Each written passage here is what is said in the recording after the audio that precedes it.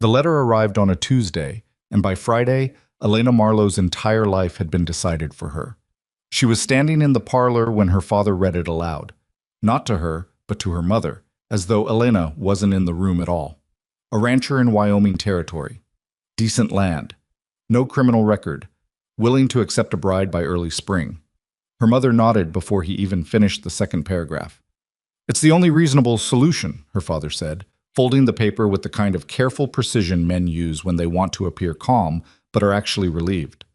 Elena looked at the baby sleeping in the basket by the window. 8 months old, round-cheeked, completely unaware that two people in that room had already decided his presence made her unmarriageable, embarrassing, and inconvenient. "You're sending me away," she said. Her father didn't look up. "We're giving you a future." That was the last honest conversation they ever had. If this story moves you, if you've ever been discarded by the people who were supposed to protect you, subscribe to this channel and follow Elena's story all the way to the end. Leave a comment telling me what city or country you're watching from. I want to see how far this story travels. And if it reaches your heart, hit like and share it with someone who needs to hear it. Wyoming Territory, April 1882. The stagecoach smelled like dust and old leather and someone's dried tobacco, and Elena Marlowe had been inside it for 11 days. She sat with her back straight and her jaw tight, which was the only way she knew how to hold herself when she was exhausted and frightened and refusing to let either of those things show on her face. The baby. She still sometimes caught herself thinking of him as the baby, though she had been calling him Thomas for months, was asleep against her chest, tucked inside the sling she had sewn from a wool shawl 2 winters ago. He weighed somewhere around 18 pounds now, solid and warm and oblivious to everything, the way only infants and the very old ever managed to be. Outside the window, Wyoming was not what she had imagined. She had grown up in Philadelphia, where even the ugly parts of the city had a kind of density to them, buildings pressed against each other like people on a crowded streetcar. Out here there was nothing but distance. Brown hills and gray sky, and the occasional dark smudge of a tree line that never seemed to get any closer. The land looked like it had been scraped clean of everything soft and left out to dry. She pressed her hand against the window glass and felt how cold it was, even in April. "This is where you live now," she told herself. The thought did not comfort her, but she held on to it anyway, because it was the truth.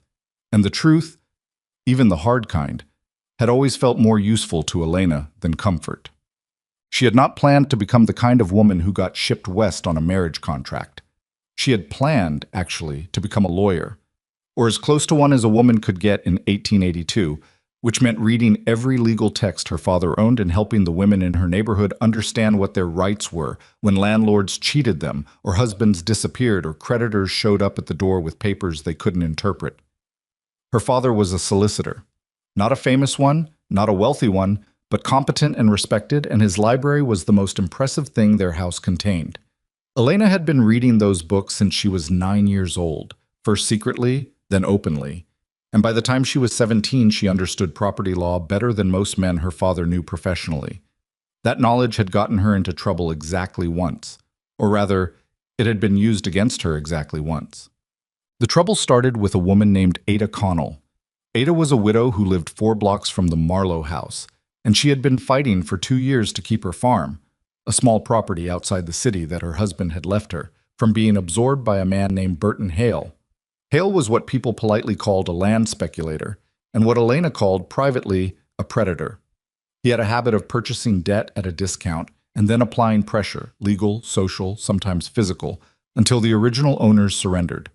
Ada Connell had no money for an attorney. She had no family with influence. She had a deed, a stack of unpaid bills, and a 14-year-old son who was already working 2 jobs to help her keep up. Elena spent 4 months reviewing Ada's paperwork. What she found was not complicated once you knew where to look. Hale had falsified a transfer document, not cleverly, not carefully, but boldly, with the apparent confidence of a man who had done it before and never been caught. The original deed had been altered. The notary seal was applied to a different version of the document than the one Ada had signed. Elena wrote it all up in careful, organized language and brought it to her father. He read it twice. Then he set it down and looked at her with an expression she had never seen on his face before, something between admiration and dread. "This is accurate," he said. "I know it is." Burton Hale is on the board of 3 financial institutions and the city planning committee. I know that too. Her father rubbed the back of his neck. Elena, Ada Connell is going to lose her farm in 6 weeks if someone doesn't do something. He went quiet for a long moment. Then he said, I'll look into it. He didn't mean that. She understood later that he had never meant it. He had been stalling, hoping she would let it go, hoping the problem would resolve itself somehow without requiring him to make an enemy of a powerful man. But Elena had never been good at letting things go. She brought the documents directly to the county clerk's office herself. The fallout was swift and disproportionate. Hale's attorneys descended within a week. They did not dispute the evidence, it was too clear to dispute. But they filed counter-complaints, questioned Elena's right to submit documents on behalf of another party, and made quiet, consistent suggestions to anyone who would listen that something must be wrong with a young unmarried woman who involved herself in legal disputes that were none of her business. Ada Connell kept her farm. Elena Marlowe became a problem. Her father received 2 clients fewer that month, then 4 fewer the month after. By summer, 3 men he had considered friends had stopped greeting him at church. No one ever said directly that Elena was the reason. No one had to. Her mother started looking at her differently. Not with anger exactly. Her mother was not an angry woman, but with a kind of tired disappointment, the expression of someone who had been expecting a simpler life and kept finding that the world had other plans. You did the right thing, her mother said once, in October, quietly, when her father was out of the room. She never said it again. Thomas arrived in November. He was not Elena's child. That was something she had to explain so many times in the weeks that followed that the words began to feel hollow from repetition, worn smooth like a stone turned over and over in a pocket. His mother was a young woman named Cecilia, who had come to Philadelphia from somewhere in Virginia and who Elena had met at the lending library on Ash Street. Cecilia was 7 months pregnant and alone, and trying very hard not to look like someone who was frightened, which meant Elena recognized her immediately. They had talked for an hour that first afternoon. Then they talked again the following week. By December, Elena was bringing her soup and sitting with her in the small rented room she'd found above a tailor's shop. Cecilia died 4 hours after Thomas was born. The midwife handed Elena the baby and said, "Is there family?" And Elena said no, because there wasn't. And then she looked down at this small, red-faced, screaming person who had arrived in the world without anyone waiting for him, and she made a decision that she would later struggle to fully explain. She took him home. She understood, even then, that this was not going to be straightforward. She was 24 years old and unmarried, and there were established processes for situations like this: orphanages, charitable institutions, respectable families who might take a child through proper channels. She knew all of this. She took him home anyway. Her parents' reaction was not immediate. It built slowly, like pressure in a sealed room. At first it was concern, practical, genuine concern, about what she was going to do, how she planned to manage, what people would say. Then it became something sharper when it became clear that Elena intended to keep Thomas not temporarily, not until arrangements could be made, but indefinitely, as her own. "People will assume," her mother began. "Let them," Elena said. "It isn't that simple." It never is. By February, the conversations had become arguments, and the arguments had become a kind of cold silence that settled over the house like snow. Her father stopped eating dinner with the family most nights. Her younger sister stopped bringing her friends home. The letter from Wyoming came in March. Her father had found Caleb Dawson's advertisement in a regional paper. She found the clipping later, folded into his desk drawer, the edges soft from handling, which meant he had been considering it for weeks before he said anything.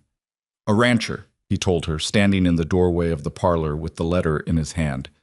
"Decent man by the account. His first wife passed 3 years ago. He has land." Elena looked at him for a long moment. "And Thomas?" Her father's expression didn't change. "The arrangement includes your situation." "Your situation," as though Thomas were a financial liability, as though he were a line item in a ledger that needed to be accounted for. "You already wrote to him," she said. It wasn't a question. "I received a reply yesterday." The room felt very still. Outside, she could hear Thomas making small waking up sounds in the next room, the little grunts and squeaks he made before he fully surfaced into consciousness. He agreed to accept you both, her father said. He's not a cruel man, Elena. He's a practical one. She understood then that the conversation was already over. It had been over before it started. This was not her father asking her. This was her father informing her, and the distinction was the most honest thing he had offered her in months. She went to pick up Thomas. She started packing the next morning. The stagecoach pulled into Copper Creek at 2:30 in the afternoon, and Elena stepped down onto the wooden platform with Thomas on her hip and one travel bag at her feet, and the particular careful dignity of someone who will not give strangers the satisfaction of seeing them overwhelmed. The town was small, smaller than she'd expected, which was saying something because she had not expected much. A main street with a general store, a land office, a saloon with a weathered sign, and a scattering of buildings that looked like they were doing their best against the wind and not entirely winning. There were maybe a dozen people visible. Most of them were looking at her. She looked back. She was good at that, at meeting stares without flinching. She had been doing it since March. Caleb Dawson was leaning against the post at the end of the platform when she spotted him. She knew it was him because he was the only man standing alone, and because he had the look of someone who had been waiting longer than he wanted to and was using physical stillness to cover the fact that he had no idea what to do next. He was taller than she expected, dark-haired with the kind of weathered face that came from years of outdoor work, not from age. He couldn't have been older than 35. His hands, when she noticed them later, were calloused and scarred across the knuckles in 2 places, the kind of scarring that came from physical labor done daily over many years. He was not an unkind-looking man. He was also very clearly not prepared for what he was seeing. His eyes went to Thomas first, then back to Elena, then to Thomas again, with the slightly dazed expression of a man recalculating something rapidly. She walked toward him and stopped at a respectful distance and said, "Mr. Dawson." "Miss Marlowe," he said. His voice was low and measured, the voice of a man who chose his words because he didn't have many to spare. A pause settled between them. Not hostile, boss, just honest. 2 strangers taking stock. "My father wrote that you were aware of the child," Elena said. She kept her voice neutral. She had practiced this sentence approximately 40 times since Philadelphia. Caleb's jaw moved slightly. "He mentioned it." "He mentioned it," she repeated. "He said you were caring for a child temporarily, that you were making arrangements." The word temporarily landed like a stone in still water. She felt Thomas shift on her hip, turning his face into her shoulder, and she adjusted her grip on him automatically. The small, practiced movement of someone who had been doing this for 5 months. "There are no arrangements," she said. "Thomas stays with me. That is not negotiable." Caleb looked at her for a long moment. She couldn't read his expression. It was too controlled, or maybe too tired. "All right," he said finally. Just that. "All right." 2 words that told her nothing about what he thought or felt or intended, and somehow that was the most honest response he could have given, because it didn't pretend to be something it wasn't. He picked up her bag without being asked. She followed him to the wagon. What? They didn't speak much on the ride to the ranch. Thomas fell asleep within 10 minutes, lulled by the movement, and Elena watched the landscape open around them. Flat in some places, broken by low hills in others, the occasional dark line of fence posts stretching toward nothing. Caleb drove with his eyes on the road, his shoulders tight in the particular way of someone who had things they were thinking and weren't going to say. "How long has the ranch been struggling?" she asked. He looked at her sidelong, surprised maybe that that was the first question she chose. "Few years," he said. "What happened to the water supply?" Another pause, longer this time. "Creek dried up 2 seasons ago. It shouldn't have. The upstream situation changed." She filed that away. "What's east of your property line?" He turned to look at her properly now. "Why?" "I'm asking," she said simply. He studied her for a moment, then turned back to the road. "Garrett's land," he said. "Silas Garrett. He owns most of the valley now, or acts like he does." The name meant nothing to her yet. It would.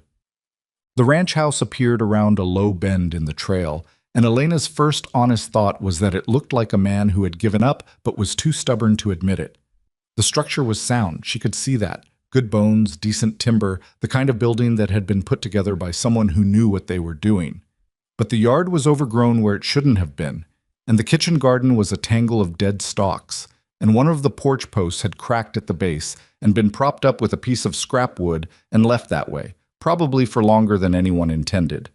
Caleb helped her down from the wagon and stood back while she looked at it. She didn't say anything critical. She wasn't going to do that. "It's solid," she said, because that was true. He glanced at her, and she had the impression he was bracing for something else. Judgment, maybe, or disappointment.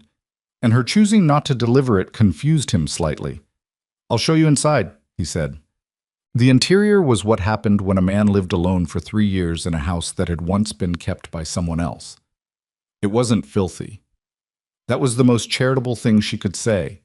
The dishes were washed and stacked, the floor was swept, but there was a layer of accumulated neglect that lived just beneath the surface.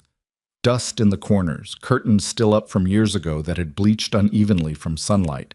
A shelf of kitchen goods organized with the practical efficiency of someone who cooked because they had to, and not because they found any satisfaction in it. She set Thomas down on the rag rug near the hearth, where she could watch him, and walked the room slowly. Caleb stood in the doorway watching her.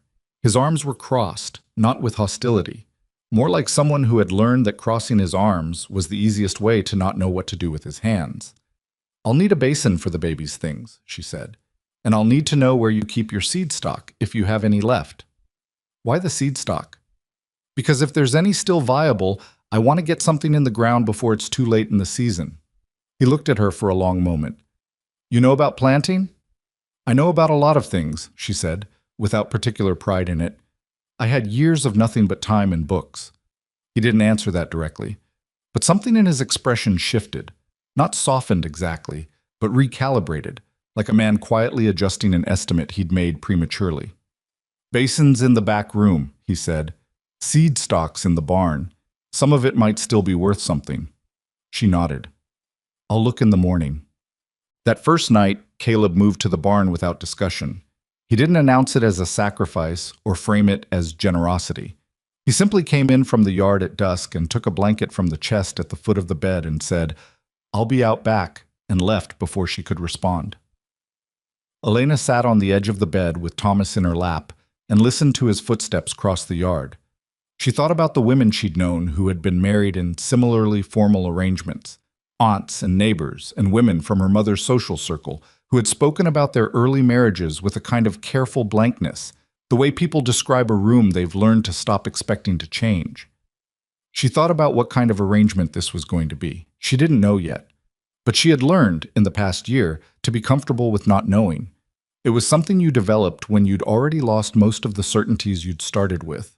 Thomas patted her cheek with his small open hand. She caught his hand and held it. "All right," she told him quietly, the same 2 words Caleb had used at the station, meaning something different and maybe something similar. "We're here." In the barn, Caleb lay on his back in the hay with his hands folded on his chest and stared at the boards above him. He had agreed to this arrangement 6 weeks ago, in a letter he'd written in one draft, because he'd known that a second draft would talk him out of it. The ranch needed more than one pair of hands. The water problem wasn't getting better. The cattle count had dropped by 1/3 in 18 months, and he was running out of things to blame it on.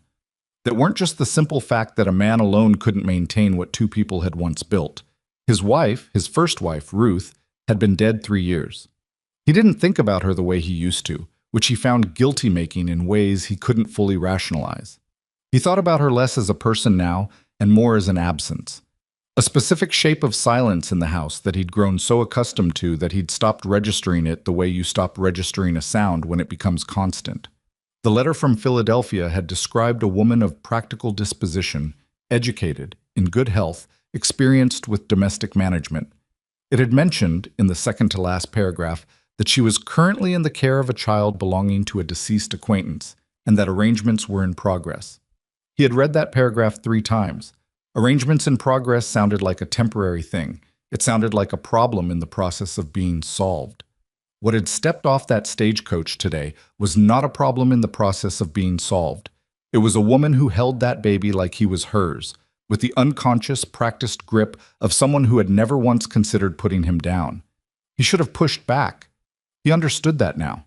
He should have written again, clarified, asked better questions before she traveled 11 days across the country. But he also thought about the way she had stood on that platform and looked at the town, and then looked at the people looking at her, and not flinched, not once. I wasn't sure what to do with that. He wasn't sure what to do with any of it. He closed his eyes and listened to the wind come in through the crack above the door, and eventually, he slept. 3 days passed. Caleb did his work. Elena did hers. Thomas moved around the kitchen floor and grabbed things he shouldn't grab and cried twice in the night and was held and quieted and put back down, and the sounds of it came to Caleb faintly through the wall of the barn, remote and strange and somehow more human than anything that had occupied this property in a long time. On the fourth morning, Caleb came in from the east pasture to find the kitchen garden completely cleared. Every dead stalk, every tangle of dried weeds, every accumulated year of neglect, cleared, the soil turned, ready for planting. Thomas sat on a folded blanket near the fence post, gnawing on a wooden spoon he'd been given to keep him occupied, watching Elena work from behind very serious eyes. Caleb stood at the fence for a moment and just looked at it. "I found some beans in the back of the dry store," Elena said without turning around, because she had heard him come up. "And some corn seed that might still take. I'll need more if you're willing to ride into town." "When did you do all this?" "This morning. Thomas sleeps until 6 most days." He looked at the turned earth, at the neat rows she'd laid out, precise without being fussy, the kind of efficiency that came from knowing what you were doing rather than trying to look like you did. "You didn't have to," he started. "I'm not doing it for you," she said, and her voice wasn't unkind, just clear. "I'm doing it because the house needs it, and the house is where I live." He thought about that for a moment. Then he said, "I'll ride into town tomorrow." She nodded and went back to work. He went back to the pasture. But something about the morning felt different from the 3 mornings before it, and it took him until midday to identify what it was. There was a sound in the yard that hadn't been there before. Something consistent. Something that wasn't just wind or cattle or the particular creak of the barn door. Someone was working. The ranch hadn't had that sound in a long time. What? The following week, Elena found the creek bed. She had been walking the property line, learning the land the way she learned everything, methodically, on foot, with Thomas in the sling and her eyes moving from detail to detail. She had covered the north pasture and most of the east field when she came to the wide, dry depression that ran along the base of the hill behind the property. The creek bed was still clearly defined. You could see where the banks had been, where the water had moved, where the stones along the bottom had been smoothed by decades of current. But it was bone dry. Had been for 2 seasons, according to Caleb. She followed it uphill. She followed it for almost a mile, past the property line and into the scrubby terrain that bordered Garrett's land, before she found what she was looking for. Not exactly what she was looking for. She hadn't known she was looking for it until she found it. A diversion. Someone, recently, within the past 2 or 3 years, based on how the disturbed earth had settled, had redirected the creek's upper channel. Deliberately. With effort. She could see the remains of the earthwork even from where she stood, the way the natural gradient had been cut against. The new channel dug at an angle that sent the water east rather than south. East, toward Garrett's land. She stood there for a long moment in the thin afternoon light, with Thomas breathing warm and steady against her chest, and felt something crystallize in her mind that she recognized immediately. This was not a drought. This was a crime. She walked back to the ranch. She found Caleb in the barn mending a fence rail, and she stood in the doorway until he looked up. "The creek didn't dry up on its own," she said. He set down the rail. Something in his expression changed. Not surprise, exactly, but something like a long-held breath finally shifting. "I know," he said. She looked at him. "You know." "I suspected. I couldn't prove it." "Have you tried?" He looked away. Outside, through the barn door, the late afternoon light made the dust in the yard look like something almost golden. "Garrett has lawyers," he said. "He has judges. He has half the county commissioner's office in his pocket, from what people say." "What people say?" she repeated. "It's not just talk, Elena." It was the first time he'd used her name. She noticed it, and she thought he did too because he paused slightly after it. "I've seen what happens to men who push back against him. Henderson, 2 valleys over, sold his ranch inside a month of filing a complaint. The Brewer brothers lost their cattle permits the same week they started asking questions. "And you?" she said. "What happens to you if you keep refusing to sell?" He met her eyes. I don't know yet. She looked at him for a long moment, at the tiredness in his face, the set of his jaw, the hands that had been mending this barn rail because there was always something to mend, and a man alone had only so many hours. She thought about Burton Hale and Ada Connell and the falsified document that no one had expected her to find because no one had expected her to look. I want to see the county records, she said. Elena, not to make trouble, she said, to understand what we're dealing with. He looked at her for a long time. She held his gaze. The county seat is a day's ride, he said finally. I know, she said. I'll need to horse. There was a pause, the kind that had a decision inside it. I'll take you, he said. She nodded, turned to go. Elena, his voice again. She stopped. Why are you doing this? She thought about that. About Burton Hale and Ada and her father's desk drawer and 11 days on a stagecoach to a place she'd never heard of. Because someone needs to, she said, and I'm the one who knows how. She walked back to the house. Behind her, she heard him set down the fence rail. The ride to the county seat took most of a day, and they didn't talk much for the first 3 hours. That wasn't unusual, Elena had learned. Caleb Dawson was not a man who filled silence because silence made him uncomfortable. He tolerated it the way he tolerated cold mornings and busted fence posts and cattle that wouldn't cooperate, as a condition of existence, not a problem requiring immediate solution. She had started to understand that about him in the weeks since she'd arrived, watching him move through his days with the particular economy of a man who had been alone long enough that every action had been stripped down to its necessary minimum.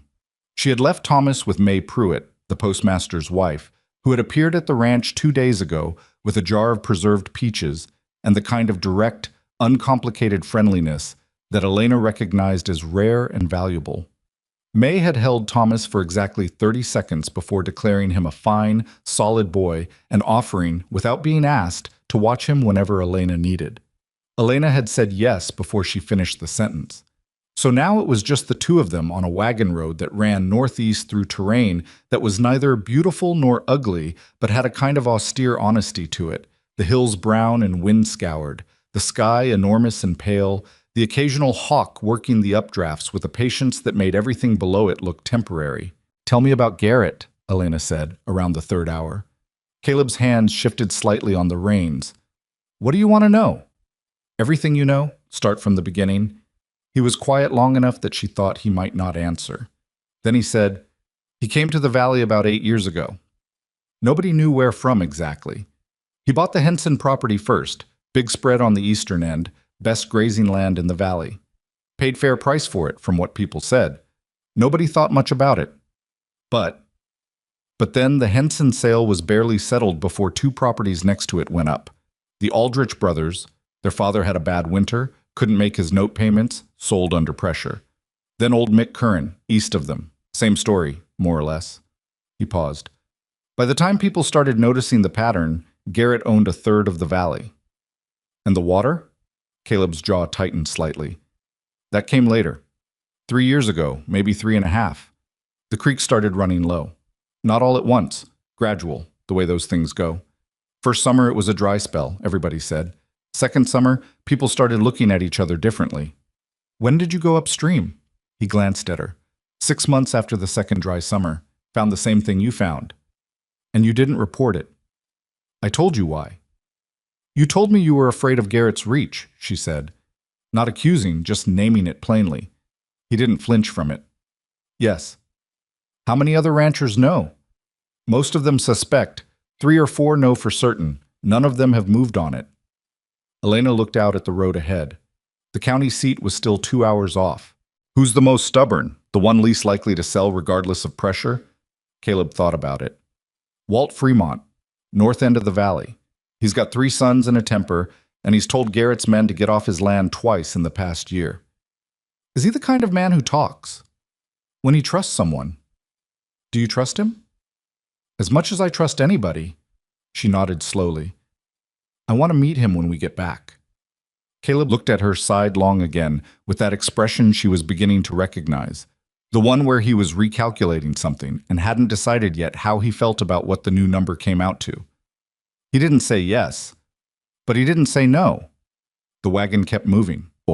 The Territorial Records Office in Mill Haven was a low, wide building that smelled like old paper and lamp oil, and the particular staleness of documents that hadn't been opened in years. The clerk behind the counter was a thin man in his 50s named Avery, who looked at Elena with the politely confused expression of someone who had rarely been asked for land records by a woman and was working to find a regulation that addressed this situation. Caleb handed over the request before Avery had fully settled into his confusion. Water rights filings, Copper Creek Valley. Going back to the original territorial grants. Avery looked at Caleb, then at Elena, then at the request form. That would be a considerable volume of documents, he said. We have time, Elena said pleasantly. They had 4 hours. She used all of it. The records were not organized in any way that suggested efficiency or intention. They were organized in the way that things get organized when people add to a system over decades without anyone taking responsibility for the whole, which is to say, they were organized like sediment, with older things buried beneath newer things, and no consistent logic applied to any of it. Elena had spent years in her father's filing system. She had developed opinions about document organization that most people would have found excessive. She sat down at the reading table, accepted the first stack of files Avery brought her, and started working. Caleb sat across from her. He had brought nothing to read and didn't seem to feel the lack of it. He watched her work the way you watch someone do a thing you don't entirely understand, with a combination of curiosity and the respect that comes from recognizing competence in a domain that isn't yours. After the first hour, she had established the original grant holders for 12 parcels in the Copper Creek Valley. She cross-referenced them against the current ownership record Avery had provided, and she laid both lists flat on the table and looked at them side by side. 8 of the 12 original grant holders were no longer living. That was not by itself remarkable. These were grants going back 20 and 30 years. People died. But 7 of the 8 had died within a 2-year window, and all 7 of those had transferred their water rights to a holding company called Meridian Land Partners within 18 months of their deaths. She pulled the Meridian Land Partners registration documents.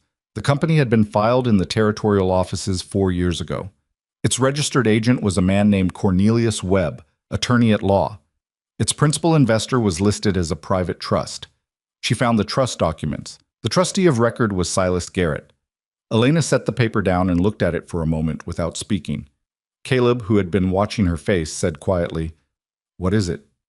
She turned the document around and slid it across the table to him. He read it. She watched his expression move through several things. Recognition, anger, something that looked like a grim, reluctant confirmation, as though he had suspected a room was on fire for a long time and had just been handed proof. He hid behind a company, Caleb said. A company behind a trust, Elena said, 2 layers, enough to make it hard to see from the outside. But you can see it. I can see it because I know what I'm looking for. She pulled the paper back. 7 deaths in 2 years, all with water rights that ended up in Garrett's trust. That's not coincidence. It could be argued. I know it could be argued. That's why I need more. She stood up. I need the death records. Do they keep those here? Avery, who had been pretending not to listen from behind a shelf of ledgers, said, without looking up, County coroner's records are in the East Room. Thank you, Elena said. She was already moving. Awesome. They drove home in the dark. The moon was 3/4 full, and the road was clear enough to navigate without a lantern, and Caleb drove with his eyes forward and his hands steady on the reins, and neither of them spoke for a long time. Elena had the documents, copies she'd paid Avery to make, in handwriting that suggested he'd spent 30 years producing exactly this kind of careful, legible transcript, folded inside her coat. She could feel them there, stiff against her ribs. Evidence. Not enough yet, but the beginning of something. 7 deaths, Caleb said eventually. Not a question. All within the 2 years before Garrett's company started acquiring the water rights, all listed as natural causes or accidents. Could be true. Could be. 2 of them were men under 40. She paused. One of them was found at the bottom of a ravine. The coroner's notation says he likely fell from his horse in the dark. That happens. It does, she agreed. It happens to one person every few years. It doesn't happen to 2 people in the same valley within 8 months of each other during the same period when their neighbor is quietly buying up the land around them. Caleb was quiet. I'm not saying I can prove murder, she said. Not from what I have now. But what I can establish, what the documents already show, is that Garrett's acquisition of those water rights relied on transfers made under circumstances that at minimum deserve scrutiny, and that a pattern of convenient deaths preceded every single acquisition. Elena, his voice was careful, if you start pulling at this thread, he's going to know. He'll find out eventually regardless. He'll find out faster if you— Caleb. She said his name the same way he had said hers, quietly but directly. He stopped. How long have the families in this valley been living without water because of what he did? How many seasons have people been selling off cattle they shouldn't have to sell, and watching fields they've worked for 20 years go dry because one man decided their livelihoods were less important than his land holdings? He didn't answer. I'm not doing this carelessly, she said. I'm not reckless. But I'm not going to find what I found today and then fold the papers back up and pretend I didn't see them. The wagon moved through the dark. An owl somewhere to their left called once and went quiet. Walt Fremont, Caleb said finally. Yes. I'll take you to see him. She nodded. Outside, the dark hills moved past them, patient and enormous and indifferent to everything happening in the valley below. Walt Fremont was a man built like a barn door, wide at the shoulder, solid through the middle, with hands that looked like they could uproot a fence post barehanded, and probably had.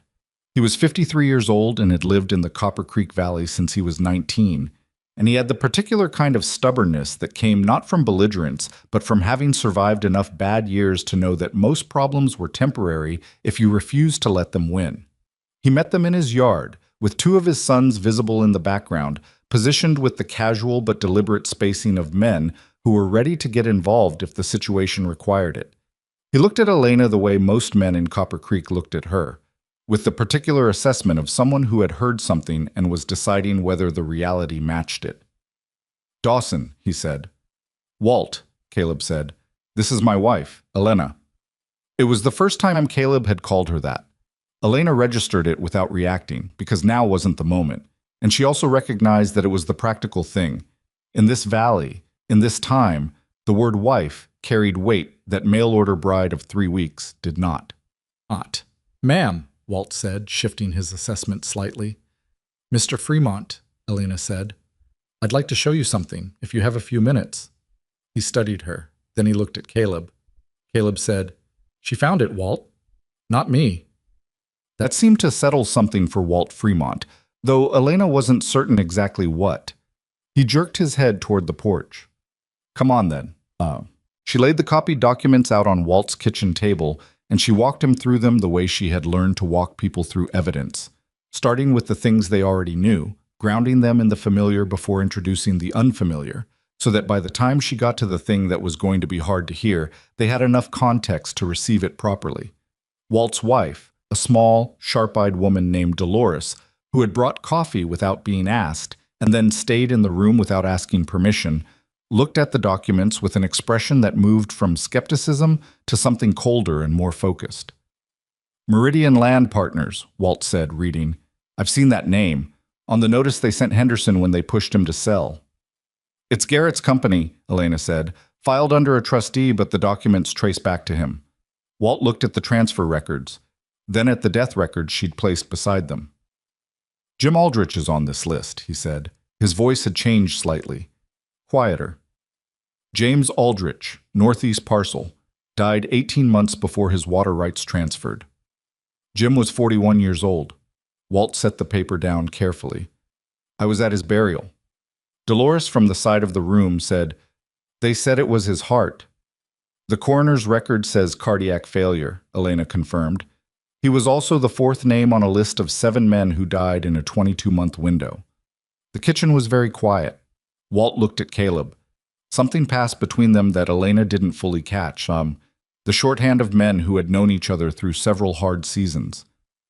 Who else knows? Walt said. Nobody yet, Caleb said. You're planning to do something with this. Elena is. Walt looked at her again. This time without the assessment, or with a different kind. What do you need? She had been waiting for that question since she left the county records office. She had her answer ready. I need to know which families are still holding, she said. Who hasn't sold, who's close to selling but hasn't yet. and who might be willing to stand together if someone laid this out in front of them. Walt made a sound that might have been a laugh and might have been something grimmer. 15 families that I know of, still holding, half of them barely. Garrett's been tightening things for 2 seasons, late deliveries, supply problems, nothing you can point to directly, but enough to make life harder. He's applying pressure, Elena said. That's what I'd call it. Then we need to move before more families break. She folded her hands on the table. I want to call a meeting, all 15 families, somewhere central, somewhere that doesn't draw attention. Walt and Dolores exchanged a look that carried about 6 years of married communication in it. The old Hartley barn, Dolores said. Nobody's used it since the Hartleys sold and left. It's on the north end. Garrett's men don't ride past it regular.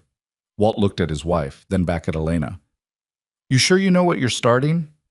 Elena thought about Burton Hale and Ada Connell, about her father's expression when he told her she was going to Wyoming, about the diversion earthwork she'd found on the hillside, deliberate and concealed, and the water that should have been running through Caleb's land and the land of 14 other families. Yes, she said. Walt nodded slowly. He put his hand flat on the table, on top of the copied documents, in the way of a man making a decision he's already made but needs a physical gesture to mark. Give me a week, he said. I'll get word to the families. The week that followed was the strangest Elena had spent since arriving in Wyoming. On the surface, nothing changed. She planted the beans she'd gotten from town and got 3 of the 4 corn rows seeded before a cold night threatened, and she covered them with cloth from the dry goods store. She and Caleb fell into the rhythms of the ranch, not comfortably, not yet, but with increasing precision, the way 2 people learn to share a workspace without collision. Thomas had started pulling himself upright against furniture. He would grab the edge of the kitchen table or the leg of a chair and haul himself up to standing, then look around with the expression of someone who had just climbed a mountain and expected acknowledgement. Elena gave him the acknowledgement. It made him do it again. One evening, she came in from the garden to find Caleb on the kitchen floor.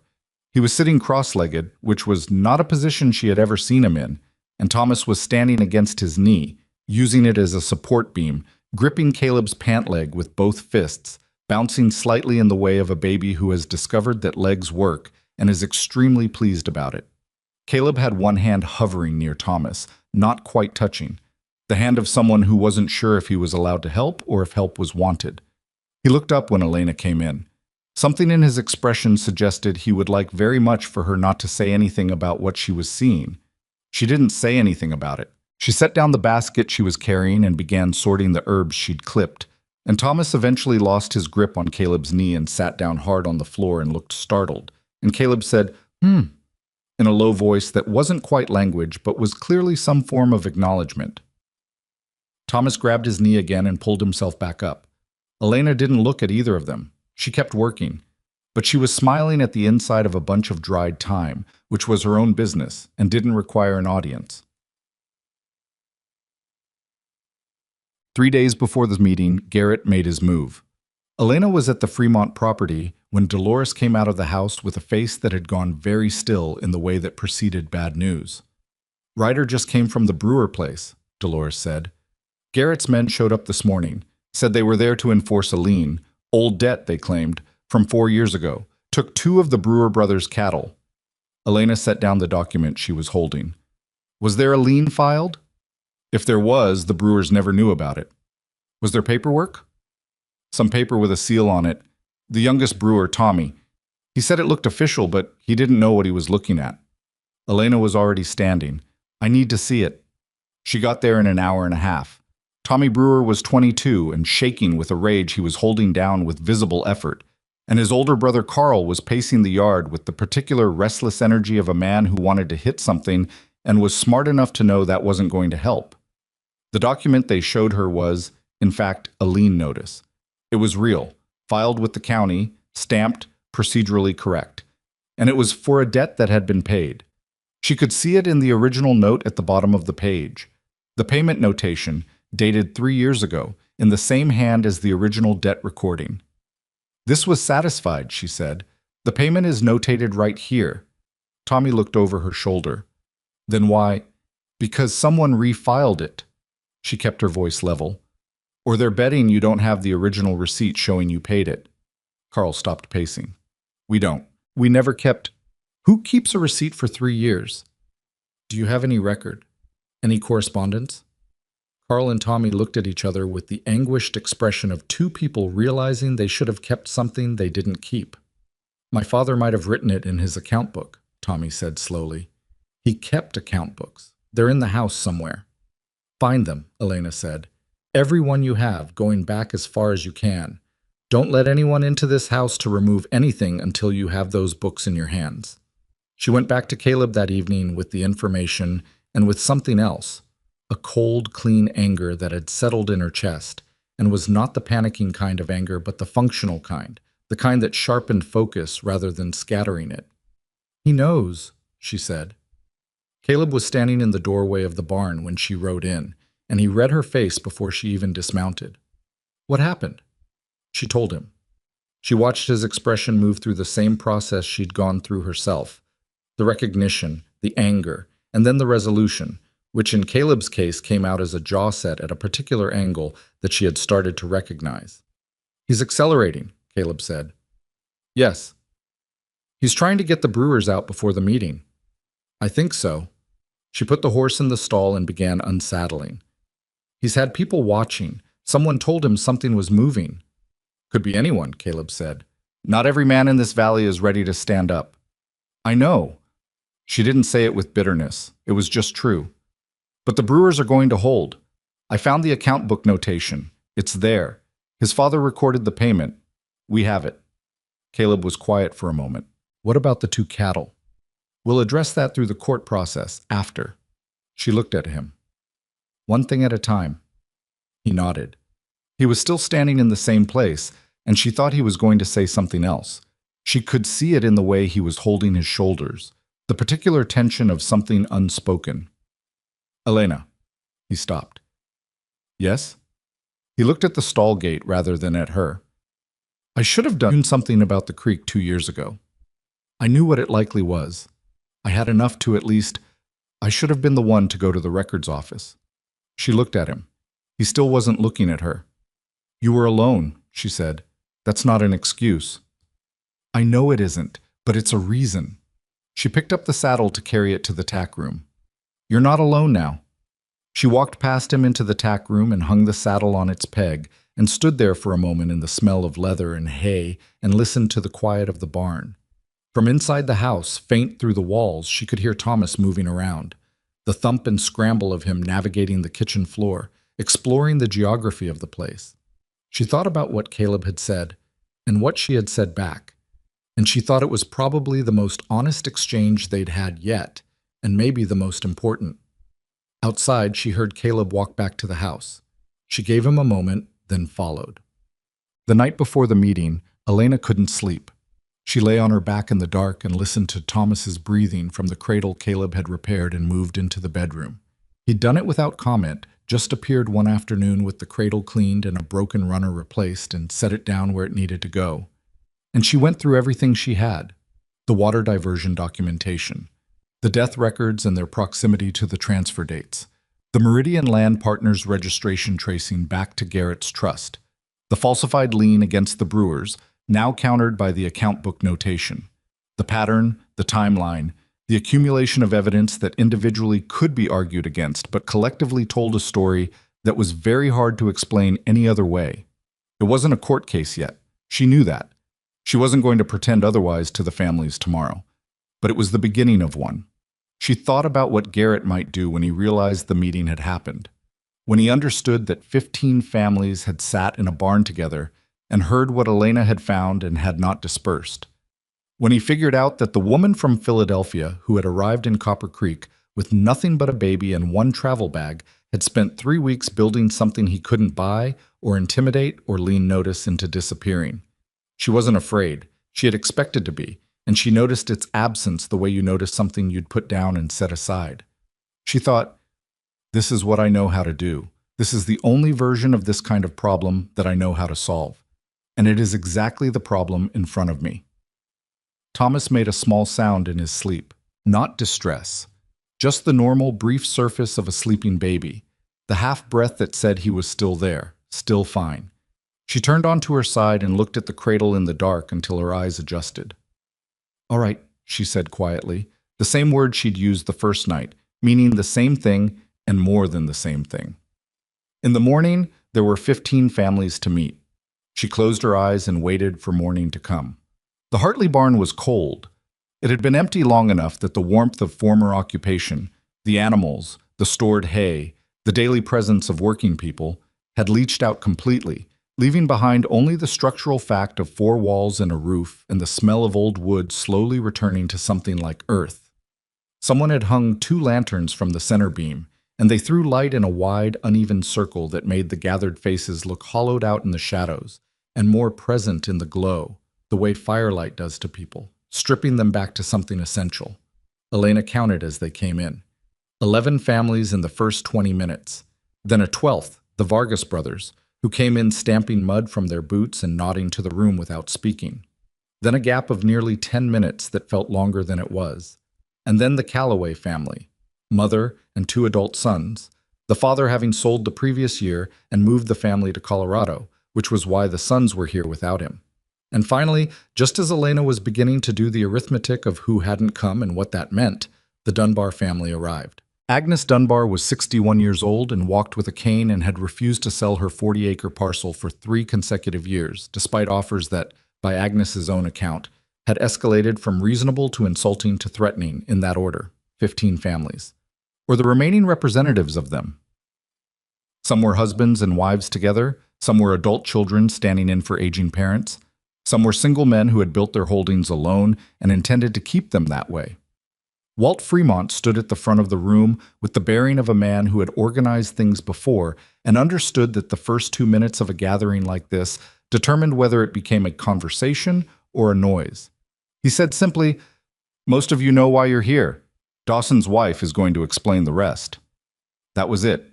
No preamble, no biography, no explanation of who Elena was or where she'd come from. She appreciated that. She stepped forward into the lantern light with the copied documents in her hands and looked at the 15 families of the Copper Creek Valley, and she thought, these people have been losing for 3 years. The first thing I have to do is let them know they haven't been imagining it. Everything you suspected about the creek, she said, is true. The room went very still. She took them through it the same way she'd taken Walt through it at his kitchen table, starting with the familiar, the water diversion she'd found on the hillside, the earthwork that any of them could walk up and see for themselves, and then moving outward from there into the documents, the death records, the transfer timeline, the Meridian Land Partners Company, and the trust that dissolved the name Garrett into something that looked from a distance like a real estate firm rather than one man's systematic theft. She didn't editorialize. She had learned from her father's books that evidence presented plainly was more persuasive than evidence presented dramatically, because dramatic presentation invited the listener to respond to the performance rather than the content. She just laid it out, piece by piece, and let the pattern speak for itself. The room stayed quiet through most of it. Not the quiet of disinterest, the quiet of people processing something that confirmed what they had felt in their gut for a long time, and were now hearing stated aloud for the first time. It was Roy Calloway who broke it. He was 28, the older of the 2 Calloway brothers, and he had the tight jaw and careful eyes of someone who had spent a year being angry about something and trying to figure out where to put it. "Jim Aldrich," he said. "You've got his name on that list." "Yes," Elena said. Jim Aldrich had a heart condition. His wife said so. His wife said the doctor mentioned it as a possibility, Elena said. The doctor's notation says apparent cardiac event, not a diagnosed condition. The word apparent is doing a lot of work in that sentence. Roy looked at his brother, then back at her. That's not proof. No, she agreed. It isn't. None of the individual deaths are proof of anything except that people died. What the pattern shows is that 7 men died in 22 months. All of them held water rights in this valley. And all of those water rights ended up in the same place within 18 months of each death. She paused. A court doesn't need to prove murder to overturn the water rights transfers. It only needs to demonstrate that the transfers were obtained under circumstances that constitute fraud, duress, or procedural irregularity. Agnes Dunbar, from the back of the room, said in a voice that was dry and precise and carried without effort, "And can you demonstrate that?" "The Brewer Leon shows he's willing to fabricate documents," Elena said. We have the account book notation proving the debt was paid. That's one instance of documented falsification in a pattern of consistent behavior. She looked at Agnes directly. Combined with the water diversion, which is itself illegal under territorial water law, and the transfer timeline, yes, I believe a territorial court would find sufficient grounds to examine the rights claims. Agnes Dunbar studied her for a moment with the particular unimpressed focus of someone who has heard promises before and is measuring the distance between what's being said and what's actually supportable. Believing a court would find grounds, Agnes said, is different from a court finding grounds. Yes, ma'am, Elena said. It is. Another pause. Agnes nodded once, not agreement, but acknowledgement that the distinction had been correctly made. Martin Vega, one of the two Vargas brothers, Elena had confused the names initially and had quietly corrected herself, leaned forward from his position against the barn wall. I was a compact, dark-haired man with weathered hands and the kind of Spanish accent that suggested he had been speaking English for 30 years, but had learned it as a second language and never fully lost the cadence of the first. What do we need to do? He said. Elena had been waiting for that question too. First, I need each family to give me a written statement describing what they've experienced in the past 3 years.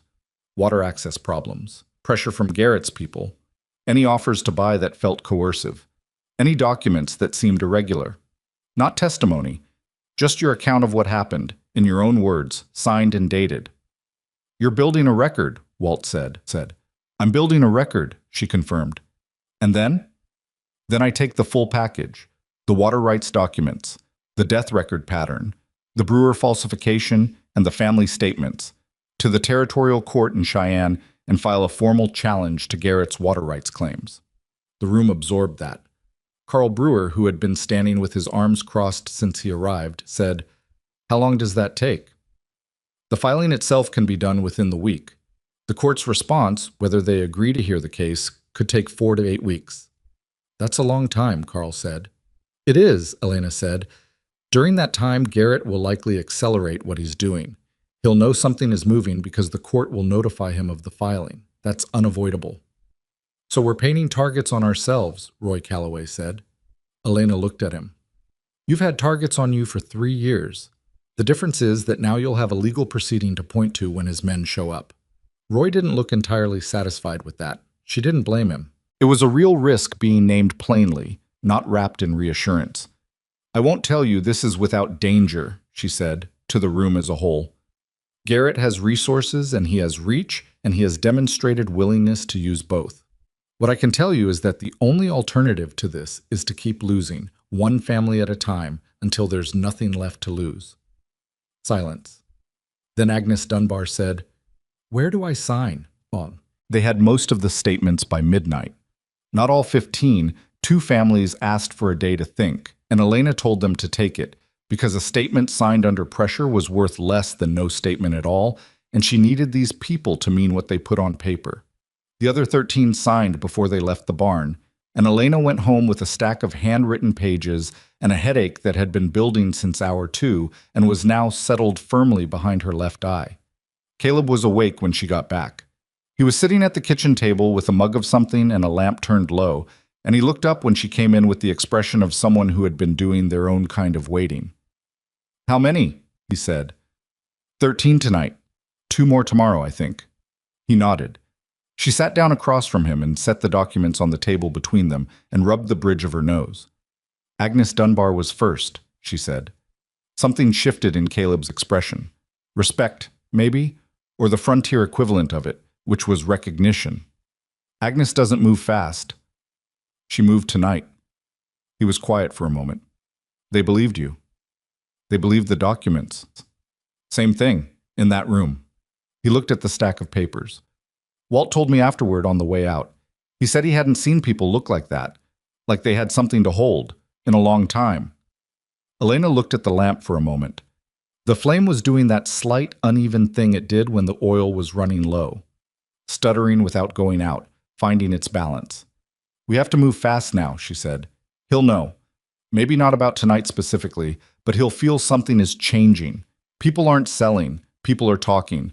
He'll tighten his approach. When do you want to leave for Cheyenne? She looked at him.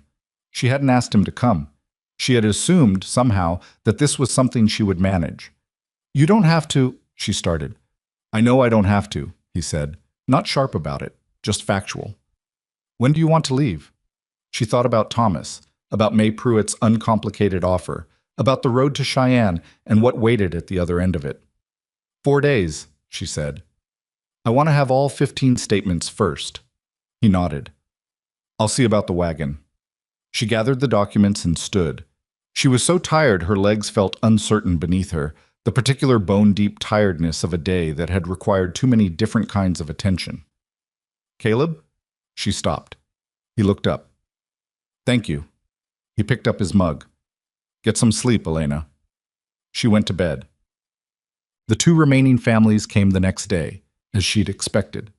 The Moreno family arrived in the late morning, a husband and wife who had been in the valley for 12 years and had the kind of quiet, settled dignity of people who had built something real and were not prepared to see it taken. Agnes had spoken to them, it turned out, after the meeting. Agnes Dunbar in motion was apparently a more persuasive force than Elena had fully appreciated. The final statement came from an unexpected direction. A man named Deke Harlan showed up at the ranch late in the afternoon, alone, riding a gray horse that had seen better years. He was somewhere between 55 and 65. It was hard to tell with men who had spent decades outdoors. And he had not been at the meeting the previous night because, he explained without particular embarrassment, he hadn't been on the list. "I sold 2 years ago," he said. He was standing on the porch and hadn't been invited to sit down, but he didn't seem to need it. "Garrett's man came with an offer, and I was behind on everything, and I took it." Elena looked at him. "Then you're not a current rights holder." "No," he said, "but I'm on your list of deaths." She went very still. "What do you mean?" "My neighbor, Sam Pickett. He's on your list. I heard people talking after the meeting. Sam died 4 years ago. Heart, they said." Deke looked at her directly. "Sam Pickett didn't have a heart condition. He was the healthiest man I knew. He chopped his own wood until the week before he died." "What happened to him?" "He got sick, fast and sudden. Doctor came out from town and said it was his heart, and Sam was dead inside 3 days. Deke paused. 2 weeks before he died, Garrett's man had come to see him. Sam told me about it. He'd refused to sell. Said he'd never sell. I remember him saying it. He laughed when he told me, like it was almost funny that anyone thought he would. He stopped. 2 weeks later, he was dead. Elena held very still. The way you hold still when something is settling into place and you don't want to disturb the motion. "Would you be willing to put that in writing?" she said. Deke looked at her for a long moment. He had the eyes of a man who had already made his decision and was just waiting to be given the form to put it in. "That's why I came," he said. She had 16 statements by sundown. She also had a broken wagon axle, which she discovered when Caleb came in from the yard with mud on his hands and the expression of a man who has received information he is not happy about. "Can it be repaired?" she said. "I can repair it. It'll take a day, maybe 2. She absorbed this. 2 days puts us leaving day after tomorrow. It's the axle or we take the risk on the road. "Fix the axle," she said. He went back out. She heard him in the yard for the next several hours. The sounds of tools, the occasional low comment to himself that she couldn't make out from inside. Thomas had been cranky all afternoon, cutting a tooth, and she had carried him around the kitchen and sung to him off-key for the better part of an hour, until he finally, grudgingly, surrendered to sleep. She laid him down and stood over him for a moment in the quiet. She was thinking about Deke Harlan's face when he said Sam Pickett didn't have a heart condition. The particular expression of someone who had been carrying knowledge they hadn't known what to do with and had finally found a place to set it down. She was thinking about Silas Garrett, whom she had still never seen. In her mind, he existed as a set of documents and a name and a pattern of behavior, a negative space defined by what he had done to other people rather than any direct quality of his own. She had spent her professional life, such as it was, dealing with men like him, men for whom other people's property and livelihoods and suffering were primarily arithmetic, things to be optimized rather than considered. She had beaten one of them before. She knew, sitting in the kitchen with 16 statements on the table and a broken wagon axle in the yard, and a teething baby asleep in the next room, that she was going to try to beat this one too. She also knew, and this was important, she had learned this with Burton Hale, that the moment between deciding to fight and actually winning was the most dangerous interval. That was when you were visible and committed, and the outcome was still unresolved, and men like Garrett understood that interval better than most, because they had spent their careers exploiting it. She started organizing the documents for the Cheyenne filing. Garrett's men came on the second day. There were 2 of them. They arrived mid-morning while Caleb was under the wagon working on the axle, and Elena heard the horses before she saw them. The particular cadence of riders who weren't in a hurry because they didn't need to be. The unhurried approach of people who expected their arrival to mean something. She stepped onto the porch before they dismounted. They were not rough men, visually. That was something she'd noted about Garrett's operation from the descriptions she'd gathered. He didn't send the kind of obvious hired muscle that announced its purpose before it opened its mouth. He sent men who looked like business associates, who wore decent coats and spoke in measured tones and presented themselves as representatives of a legal process rather than a threat. The taller one, she didn't know their names yet, though she would later, took off his hat with the kind of practiced courtesy that was more performance than genuine. "Mrs. Dawson," he said, "Mr. Garrett would like to speak with you and your husband at your earliest convenience. He's prepared to discuss a resolution to the various concerns in the valley." "A resolution," she said. "He's a reasonable man, ma'am. He understands there's been some misunderstanding." "There's been no misunderstanding," she said pleasantly. "I understand the situation quite clearly." The man's expression didn't change, but something in his posture adjusted slightly. The recalibration of someone who had expected a different kind of conversation. Caleb had come out from under the wagon. He was standing at the side of the house now, wiping his hands on a rag, saying nothing. "Mr. Garrett is prepared to offer fair compensation for certain properties," the man said. "And he'd like the opportunity to address any concerns about the water situation. The water situation that involves a diverted creek on property he has no legal right to interfere with," Elena said. The man stopped. "Tell Mr. Garrett," she said, "that I'll be in Cheyenne at the end of this week. If he wants to discuss the water rights, he can speak with the territorial court." A pause. The 2 men exchanged a look that was very brief and very controlled. "Ma'am," the shorter one said, speaking for the first time. His voice was quieter. "Mr. Garrett is offering you a way out of something that could become very difficult for you and your family." She heard the word family land with its intended weight. She thought about Thomas, asleep inside, and about Caleb standing 20 feet away with a rag in his hands and a jaw set at that particular angle. "I grew up reading legal texts," she said. "I know what threatening a litigant before a filing looks like, and I know that this conversation would be very useful testimony if it came to that." She looked at both men steadily. "Thank you for coming. I'll ask you to leave the property now." They left. She stood on the porch and watched them ride down the lane until they were out of sight, and then she let out a breath that had been sitting in her chest for approximately the past 4 minutes. Caleb came to stand beside her. "That was well handled," he said. "I'm shaking," she said. He looked at her hands, which were in fact not entirely steady at the moment. "I know," he said. "You still handled it well." She almost laughed. The almost laugh came out as something more like a long exhale, and she pressed her hand flat against the porch railing and felt the solidity of the wood under her palm. 2 days, she said. "We leave in 2 days." "Axel will be ready by tomorrow morning," he said. She nodded. She went back inside to check on Thomas. That evening, Walt Fremont rode over. He didn't come alone, said his eldest son, a broad-shouldered young man named Eli, came with him and stayed outside with the horses in the way of someone assigned to keep watch, without being told to call it that. Walt came inside and sat at the kitchen table and accepted the coffee Elena put in front of him and said, without pleasantries, "Garrett's men visited 3 families today, not just you." Who? Caleb said. "Moreno, the Calloway boys, and Agnes Dunbar." He paused. "They offered Agnes Dunbar $1,200 for her 40 acres. "That's double what they offered her last year," Elena said. 3 times, Walt corrected. "He's scared, Elena." She thought about that. "Or he's accelerating, trying to buy people out before the filing makes the properties harder to acquire. Either way, he's moving fast now. So are we." She looked at Walt. "Agnes didn't take it." "Agnes told the man to get off her porch." Walt said it with the particular satisfaction of someone reporting a field victory. In language I won't repeat in front of a lady. Elena, who had heard a fair amount of direct language in the past several weeks, said, I need to know if anyone's going to break between now and the end of the week. If anyone is close enough to selling that Garrett's price increase is going to move them. Walt thought about it. Honest consideration. She'd come to appreciate that about him. He didn't say things to reassure her. He said things because they were true. The Calloways, he said finally. Roy Calloway specifically. He's got a sick mother, and the two of them are barely holding the property as it is. If Garrett offers him enough, how much would it take?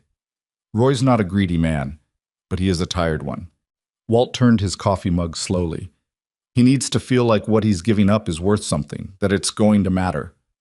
Elena was quiet for a moment. Then she said, Can you get Roy Calloway here tomorrow, before we leave? Walt looked at her. Why? Because I want to show him what 15 families standing together might actually get back, she said. I want him to understand what he'd be selling out of, not just what he'd be gaining. Walt nodded slowly. I'll try. He finished his coffee and stood. At the door he paused. My wife wants me to ask if you need anything for the trip to Cheyenne. Food, supplies, whatever. Elena looked at him.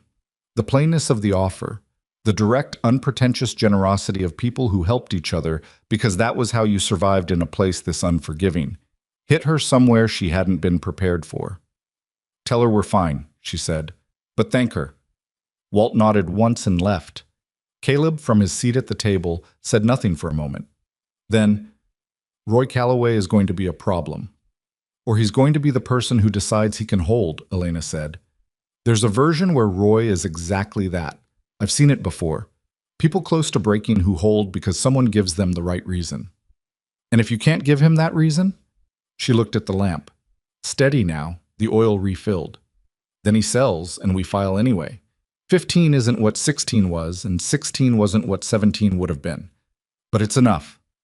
She picked up the documents and began going through them again, checking for anything she'd missed, any gap in the chain that Garrett's attorneys could exploit. Caleb watched her for a while. Then he went to check on Thomas. She heard him in the next room, not doing anything she could name specifically, just the sound of him present, nearby, moving quietly through the house.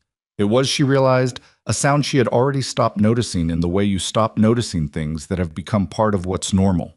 It had slipped into the background of the house the way the wind did, the way Thomas's breathing did. She turned the next page and kept reading. Roy Calloway came the next morning. He was younger looking than she expected from Walt's description. Not in years, because he was clearly in his late 20s, but in some quality of his face that suggested he hadn't grown entirely into his own hardness yet. He sat across from her at the kitchen table with his hat in his hands, and the expression of a man who had come to be convinced but hadn't yet decided to be. She showed him the full package.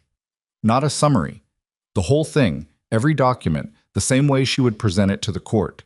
She walked him through the death record timeline and watched his face when he understood what the pattern meant.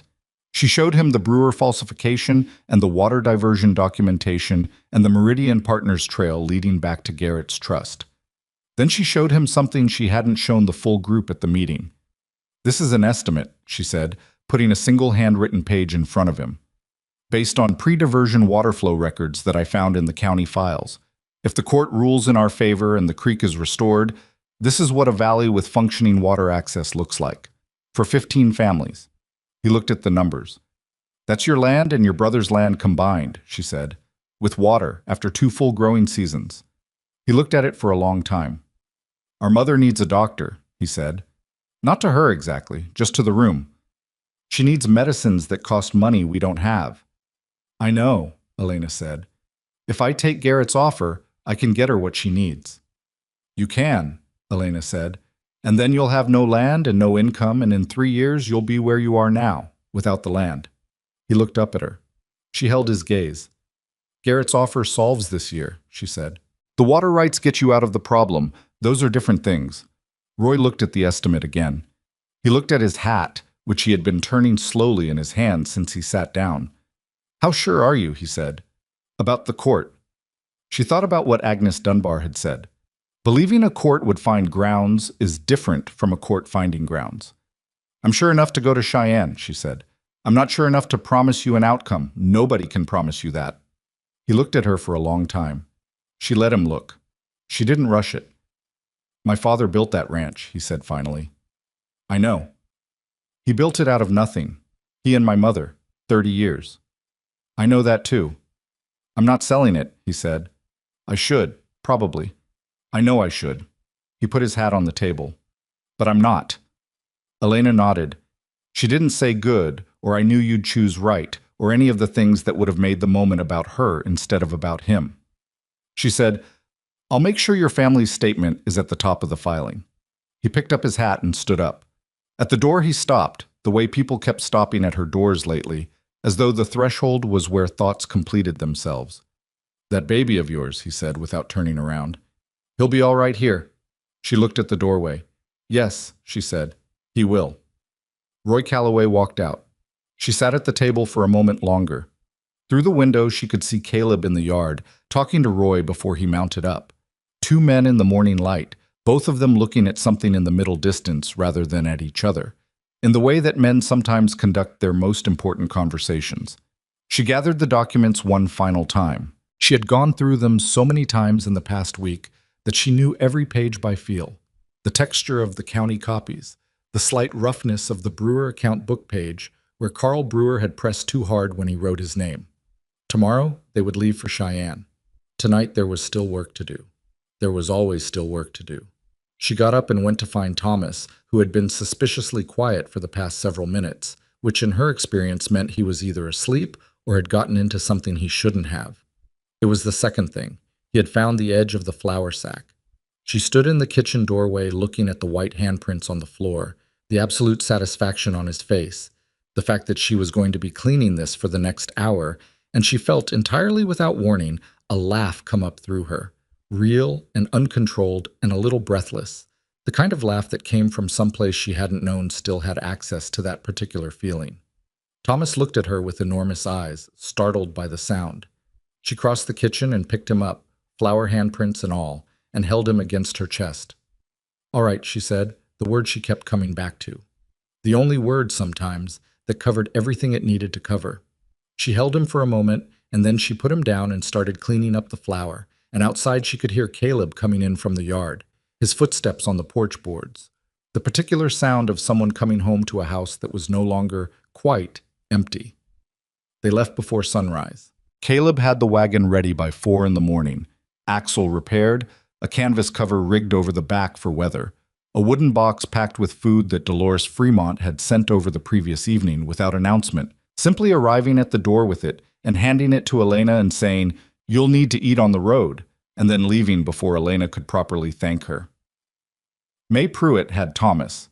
She'd come for him the night before, and Thomas had gone to her with the easy confidence of a baby who had learned that the universe generally produced someone warm when he needed it, which was perhaps the most optimistic reading of his short life that Elena could manage.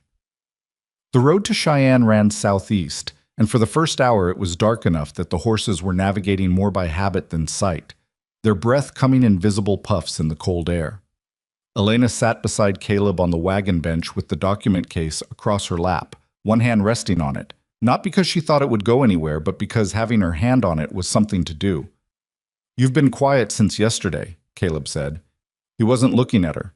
His eyes were on the road, where the sky was beginning to separate from the land in the east, the darkness thinning at its edges. "I've been thinking," she said, "about the filing. About what happens after the filing." She shifted slightly. "If the court agrees to hear the case, Garrett has 30 days to respond. His attorneys will be better than anything I can put together on my own. They'll challenge standing, they'll question the chain of custody on the documents, they'll find every procedural gap I missed, and they'll widen it." "So you need an attorney," Caleb said. "I need an attorney in Cheyenne who isn't already in Garrett's pocket." "You know how to find one?" "I know what to look for," she said. "Someone with territorial court experience who has taken cases against land consolidators before. Someone with a track record of not settling when they should have won." She paused. "They exist. They're just not abundant." Caleb drove. The sky was lightening now, gray becoming something almost blue at the edges. "My father knew a man," Caleb said. "Henry Marsh. He had an office in Cheyenne 20 years ago. I don't know if he's still there. Go. I don't know if he's still there. Did your father trust him? My father trusted very few people. Marsh was one of them. Then we start there, Elena said. Cheyenne was larger than she expected and more provisional feeling than its size suggested. A city still in the process of deciding what it was going to be, with brick buildings going up beside wooden ones and streets wide enough for freight wagons that were also navigated by women in Eastern fashion and miners in trail clothes and territorial officials in coats that looked slightly too formal for the climate. They arrived in the early afternoon, found a boarding house on the north end of the main street, and Elena went directly to the territorial courthouse before she even unpacked. The clerk at the courthouse was a younger man than Avery had been, with an efficient manner and the distracted focus of someone managing too many things at once. He took Elena's filing documents, checked the case number request, stamped 3 forms in rapid succession, and told her the court would acknowledge receipt within 5 business days and assign a hearing date within 45. 45 days, she said. Standard processing, ma'am. He was already looking at the next item on his desk. This involves an ongoing fraud affecting 16 families and an illegal water diversion that's been active for 3 years. Is there a process for expedited review? He looked up at her for the first time. Are you represented by counsel? Not yet. Then you'll want to get representation before requesting expedited review. The judge is less likely to move fast for a prosa filing.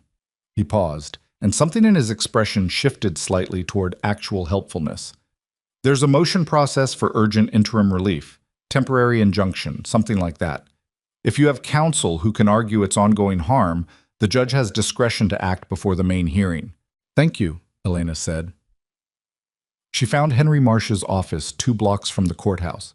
The sign on the door was old, but the office behind it was lived in and functional, with the organized chaos of a working practice rather than a decorative one. Henry Marsh himself was 70 years old if he was a day, with white hair and a face that had settled into its final configuration some years back and was simply maintaining it. He was sitting behind a desk that held approximately 4 times as many documents as it was designed to contain, and he looked at Elena over the top of a pair of reading glasses that had slid down his nose. Mrs. Dawson, he said, after she introduced herself. Caleb Dawson's wife. How is the old devil? He's well, she said, slightly startled by the warmth in the question. He sends his regards. He does nothing of the kind. He doesn't know I know his wife, but I appreciate the diplomatic effort. Marsh gestured at the chair across from his desk. Sit. Tell me what you've done, she told him. It took 40 minutes, and Marsh listened with the deep, absolutely unperformative attention of a man who had spent 50 years in a room where listening was his primary professional tool. He didn't interrupt. He didn't make sounds of encouragement. He occasionally wrote something on a small notepad with the quick, compressed notation of someone who had developed a personal shorthand over decades. When she finished, he looked at his notes for a moment. Then he looked at her over his glasses. You built the chain yourself, he said. Yes. Without representation. I didn't have access to representation in Copper Creek. He looked at his notes again. The death records and the transfer timeline. That's your strongest material. If I were arguing this, that's where I'd anchor the fraud claim, not on the water diversion alone, because Garrett's attorneys will argue that the diversion was a legitimate improvement to his own land, regardless of how absurd that is, and they'll tie the court up for months on the technical water law question. But the pattern of deaths and transfers, that's a different argument. That goes to the character of the acquisitions, and it gives the court something to be uncomfortable about that isn't a technical land law question. That's what I thought, Elena said. He looked at her. You thought that? Yes. You read land law. I read whatever was in my father's library. He was a solicitor in Philadelphia. Marsh set down his pencil. And you came to Wyoming as a mail-order bride. She met his eyes. My family had a different view of my professional contributions than I did. He was quiet for a moment. Then he made a sound that might have been a laugh, compressed to its minimum. $40 retainer, he said. I'll take the case. I'll also file the motion for interim relief before the end of the week, which means Garrett's people will know by Friday. They already know something is moving, she said. Yes, but Friday they'll know the shape of it. He picked up the filing documents she'd laid on his desk. Which means you should be prepared for things to move faster than 45 days. She looked at him. How much faster? Men like Garrett don't wait for courts to rule against them. They try to change the conditions before the ruling comes. He was already reading through the documents, his eyes moving with the rapid practice scan of someone who had done this since before Elena was born. Go back to your boarding house. Get some sleep. Come back tomorrow at 9 and we'll start going through this properly. She stood. At the door she said, Mr. Marsh, why $40? He didn't look up from the documents. Because Caleb Dawson's father once lent me $35 when I needed it badly enough to ask, and he never let me pay it back. Consider this a long-delayed arrangement. He turned a page. Good night, Mrs. Dawson. She told Caleb that evening over a meal they ate in the boarding house dining room, which was plain food served without ceremony. The kind of meal that was about fuel rather than experience. He listened to the account of Marsh without much expression, but when she got to the part about his father and the $35, something crossed his face that she recognized as private. The expression people have when they hear something about a dead person they loved that they didn't know. He never mentioned that, Caleb said. I gathered. He was quiet for a moment. My father was that kind of man. He didn't mention things like that. Marsh seems to be the same kind, she said. Caleb looked at his plate. Good attorney? I think so. He heard everything I said and identified the strongest argument in the first 5 minutes. And he didn't explain it to me slowly, she said. He just said it, like he expected me to follow. Did you follow? I had the same thought before I walked into his office. Caleb looked up at her. Something in his expression shifted. Not quite amusement, not quite admiration. Something that didn't have a clean name but sat in the vicinity of both. He looked back at his plate. What happens now, he said. Now we wait for Marsh to file the interim motion, and we go home. And if Garrett moves against the families while we're waiting, then Walt Fremont is the first call. And then Marsh. She put her fork down. Caleb, I need to ask you something. He looked at her. If this doesn't work, she said, if the court doesn't rule in our favor, or if it takes so long that families start selling before the ruling comes, what happens to the ranch? He held her gaze. He didn't look away or qualify his face into something more comfortable. I lose it, he said. 6 months, maybe 8. Without water rights restored, I can't sustain the cattle count through another dry season. And Thomas? And you, he said, which was not quite an answer to her question and was possibly a more complete one. She looked at him. He was already looking back at the plate, in the manner of a man who had said more than he planned and was not certain how to navigate the aftermath. Then we need to win, she said. Yes, he said. We do. They drove home the next day with Marsh's receipt in Elena's coat and the weight of the filing behind them. Not lighter exactly, but different. The thing had been set in motion. Whatever Garrett was going to do in response to it, he was going to do, and knowing that felt, perversely, more manageable than the anticipation had. They were 2 hours outside of Copper Creek when they saw the smoke. It was on the northern horizon, a dark column rising straight up in the still air with the specific quality of smoke that came from structure rather than brush. Too dark, too concentrated, too much of it. Caleb saw it at the same time she did. He didn't say anything. He just moved his hands on the reins and the horses accelerated. It was the Fremont barn. Not the house. Walt's house was untouched, and Walt himself was standing in the yard with a bucket and the expression of a man who had gotten there too late. His eldest son Eli was on the far side of the barn, beating at an ember that had jumped to the fence line. Dolores was sitting on the porch steps with her hands in her lap, watching the barn burn with a stillness that was worse than crying would have been. Elena was off the wagon before it fully stopped. Was anyone inside? She said to Walt. No, animals were out. His voice was flat. Happened about an hour ago. We were in the fields. Did you see anyone? No, but the door was latched from outside. She looked at the barn. The fire had moved fast, too fast for accident. Someone had known how to do it, had done it efficiently, in and out before anyone could see. Caleb was standing beside her. He didn't say it was Garrett. He didn't need to. This is intimidation, Elena said. She said it quietly, to Caleb, not to the yard. I know what it is. He's trying to show that he can reach us without leaving proof. She watched a section of the barn roof shift and collapse inward, the way burning structures always did. so complete and so fast that it seemed impossible something solid had been there a moment before. He's escalating because the filing scared him. Caleb was quiet. We can't let this change anything, she said. Elena, I mean it. She looked at him. This is exactly what he wants. For Walt to see his barn and decide it isn't worth it. For every family in the valley to look at that smoke and make the same calculation. His barn is gone, Caleb said. Not arguing, just putting the fact plainly. I know. She took a breath. I know it is. She went to Dolores.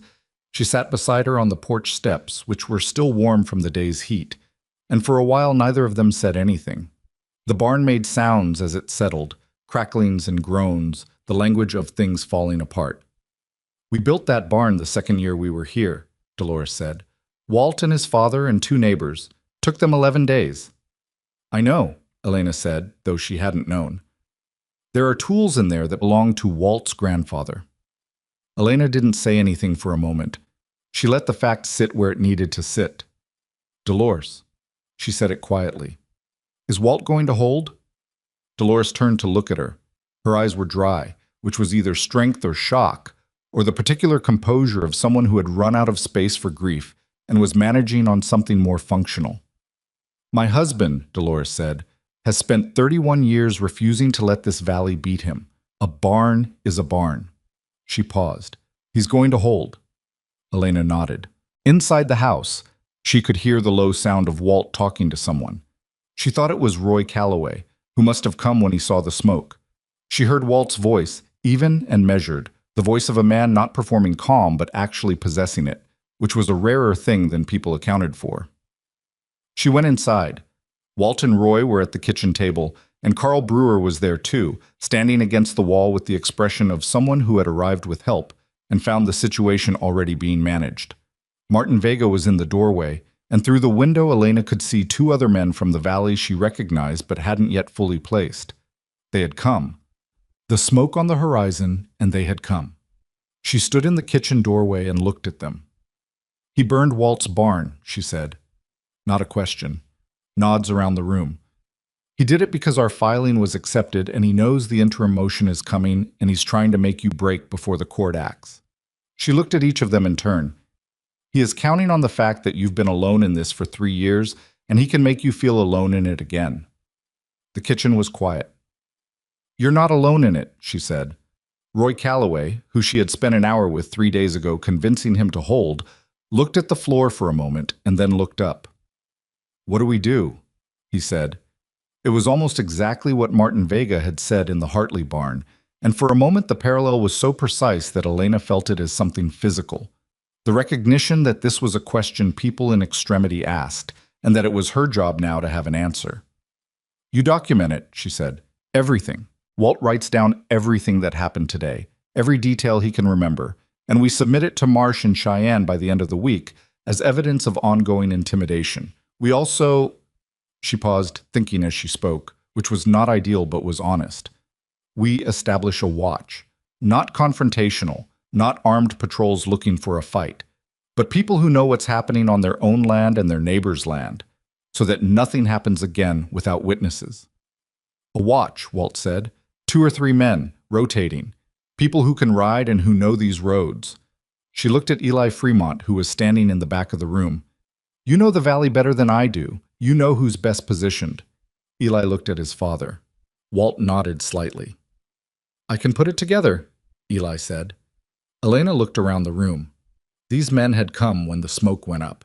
They had left their own properties and their own work, and they had come, and she understood, more fully than she had in the Hartley barn, that this was what Garrett had failed to anticipate. Not the documents, not the legal filing. The fact that 15 years of being neighbors in a hard place had built something between these people that money and fire couldn't simply dissolve. The week that followed the barn fire was the longest Elena had spent since arriving in Wyoming. Marsh filed the interim motion on Friday, as promised, and the court's acknowledgement arrived at the Copper Creek Land Office the following Wednesday, which was faster than Elena had expected, and suggested that someone on the bench had looked at what was in front of them and decided it warranted attention. Garrett's response came not through the court, but through the mail. A letter arrived addressed to Elena, Not to Caleb, not to the Dawson property, but to Elena Marlowe Dawson specifically, which was itself a message about how closely she was being watched. The letter was from a law firm in Denver called Whitmore, Gage and Associates, and it was written in the precise, costly language of attorneys who charged by the word and knew their client could afford it. It said, in summary, that their client was prepared to offer a comprehensive settlement addressing the water rights concerns raised in the recent territorial filing. That the settlement would include restoration of water access to all affected properties in the Copper Creek Valley, to be completed within 60 days. That it would include compensation to affected parties for losses incurred during the period of reduced water access. And that in exchange, all parties would withdraw their signatures from the current filing and agree not to pursue further legal action related to the matter. Elena read it 3 times. Then she sat down. Caleb, who had been watching her face while she read, said, "What is it?" She handed him the letter without speaking. He read it. She watched his expression move through disbelief, then something that might have been relief, then the particular wariness of someone who has learned to distrust things that look like solutions. "He's offering everything we asked for," Caleb said. "Everything we asked for in the immediate legal filing," she said. "Yes. That's not a bad outcome, Elena." "It isn't," she agreed. "It's also a complete retreat from criminal accountability." She looked at the letter in his hands. He restores the water rights, he pays some compensation, and in exchange, nobody asks what happened to Jim Aldrich or Sam Pickett or the other 5 men on that list. Nobody examines how a company called Meridian Land Partners came to hold 7 dead men's water rights. Nobody asks the question that 16 families have been living with for 3 years. Caleb was quiet. "He wants to buy his way out of the thing that would actually put him in a courtroom," she said. "Not the water dispute, the deaths. We can't prove the deaths were anything but what the coroner said. Not yet. But once a court is examining the water rights fraud in full, the question of how the transfers were obtained is on the record. It's a different environment for an investigation." She took the letter back. "If we settle, that environment never exists." Caleb put his hands on the table. He looked at them.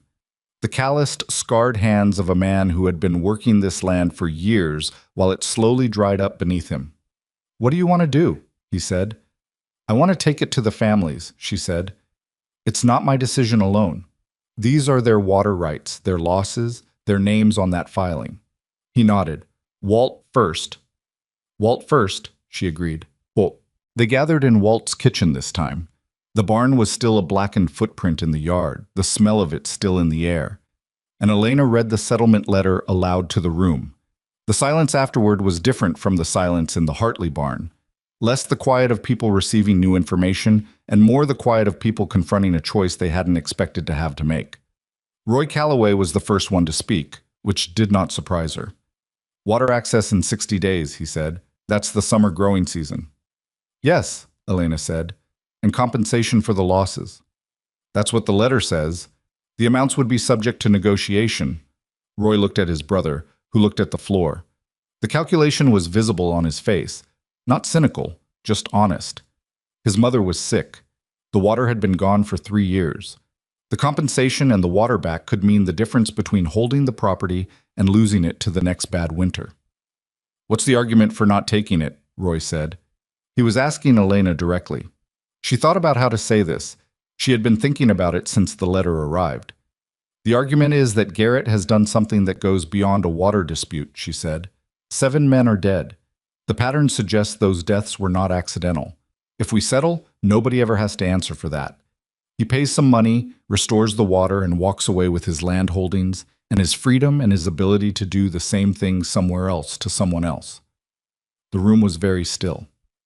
"That's the argument," she said. "I'm not telling you it outweighs what 60 days of water access means to your families. I'm telling you it exists." Deke Harlan, who was not on the official filing but had come anyway, said from the back of the room, "Sam Pickett would have been 62 this year." Nobody answered that. Nobody had to.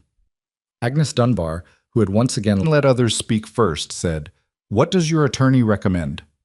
"He recommends against settlement," Elena said.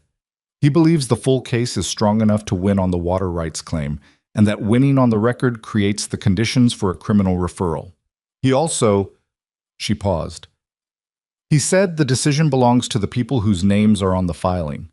Agnes looked at the settlement letter, which Elena had laid on the table. How long do we have to decide? Agnes said. The letter requests a response within 10 days. Agnes looked at Walt. Walt looked at his kitchen table. Behind him, through the window, you could see the edge of where the barn had been. I want to vote, Walt said. Everyone who signed the filing gets a say. That means we need to get word to the Morenos and the Vargas brothers and the others who aren't in this room. I can ride to the Morenos, Eli said from the doorway. I'll get the Vargas brothers, Carl Brewer said. Give me 3 days, Walt said, looking at Elena. We'll have everyone together in 3 days and we vote. She nodded. The meeting broke up slowly, people leaving in pairs and small groups, the conversations continuing in lowered voices in the yard. Roy Calloway stopped beside Elena on his way out.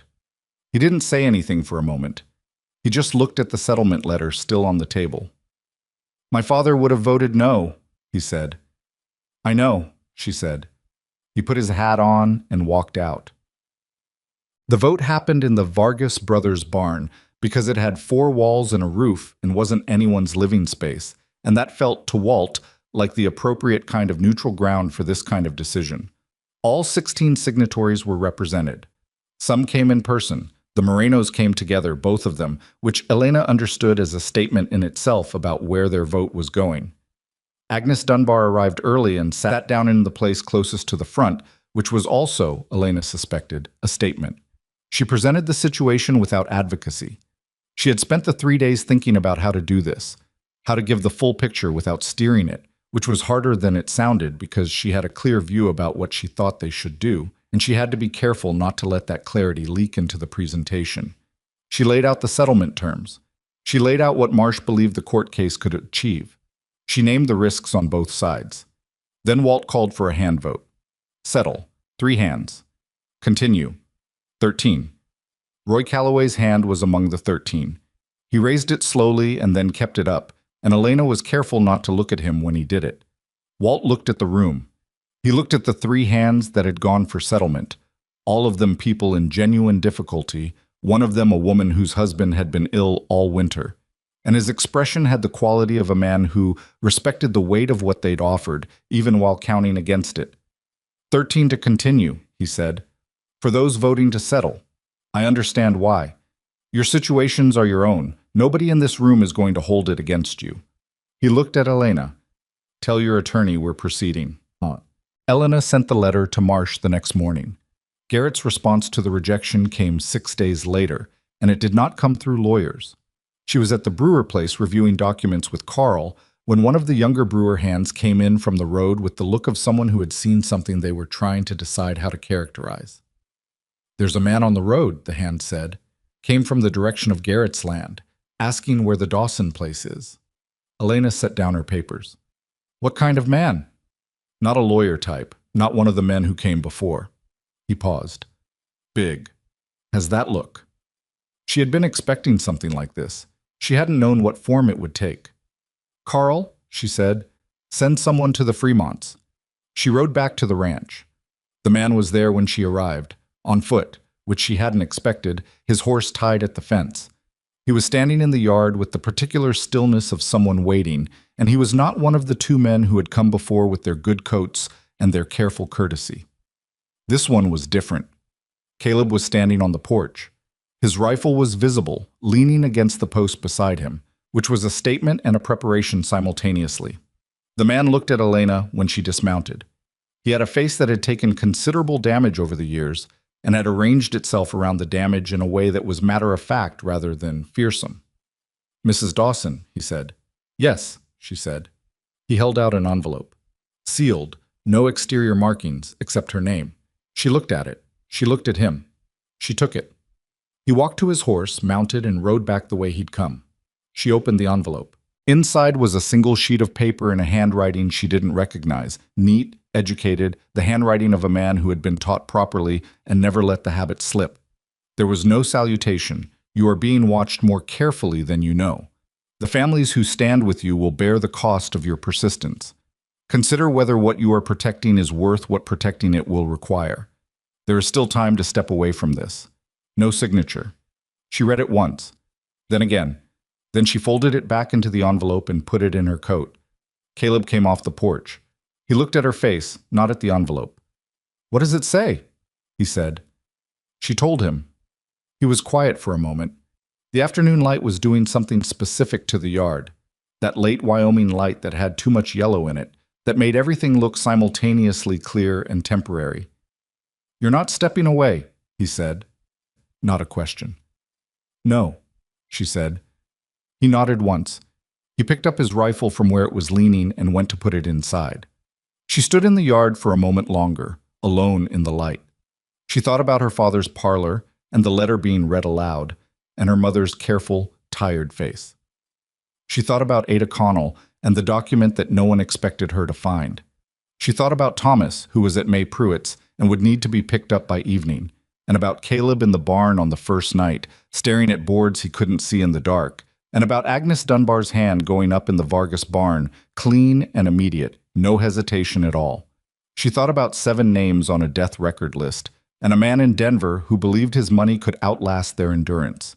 She went inside. She sat down at the kitchen table with the document spread in front of her, and she picked up where she had left off, because the work did not stop because someone wanted it to stop, and because stopping was not, had never been, something she had any particular talent for. Outside the window, the light was still doing that yellow thing to the yard, patient and indifferent, and exactly as it had been before the envelope arrived, which was, she thought, the most honest thing about it. She kept working. The hearing date arrived on a Tuesday in late September, 43 days after Marsh filed the interim motion. Elena had known it was coming for 2 weeks. Marsh had written with the date and a set of instructions that were specific and unsentimental, the way all his communications were, as though he had decided long ago that the kindest thing he could do for a client was tell them exactly what to expect rather than soften the edges of it. The instructions said to bring every original document she had, to dress plainly and practically, and to say nothing inside the courtroom unless directly addressed by the judge. She had followed the first 2 instructions without difficulty. The third one she was prepared to honor, though it required more effort than the other 2 combined. The territorial courthouse in Cheyenne had a courtroom on the 2nd floor that smelled like wood polish and old paper, with high windows that let in the kind of flat, gray autumn light that made everything look equally important and equally provisional. There were benches arranged in rows that were maybe half full, other cases, other parties, the ordinary traffic of a territory sorting out its disputes, one filed complaint at a time. Garrett was there. She had not seen him before. She had known his name for months, had built an entire case around his actions, had read his company documents and his transfer records, and a threatening letter she was fairly certain he had written himself. And she had never once stood in the same room as him. He was 60, perhaps. Not large, medium height, medium build, the kind of physical presence that did not announce itself. He had silver hair worn short and a face that was pleasant in a general way, the face of a man who had spent decades being agreeable in public, and she suspected something quite different in private. He was flanked by 2 attorneys from the Whitmore firm, both younger than him, both with the polished, careful bearing of men who were very good at their jobs and knew it. He looked at Elena when she came in. She looked back. She had expected to feel something sharp when she finally saw him, anger, maybe, or the satisfaction of confrontation. What she felt instead was something quieter and colder, the recognition that this was simply a man, that the distance between what he had done and what he appeared to be was not unusual, that this was in fact the most common form of damage, delivered by someone who looked entirely ordinary doing it. She sat down beside Marsh and put her hands flat on the table and looked at the front of the room. Judge Aldous Crane was a man in his 60s who had clearly been doing this long enough that nothing about the proceedings impressed him in either direction. He read the case summary with the same expression he would have applied to a grain report, and when he looked up, it was with the specific economical attention of someone who had learned to identify the essential part of a thing quickly and spend his time there.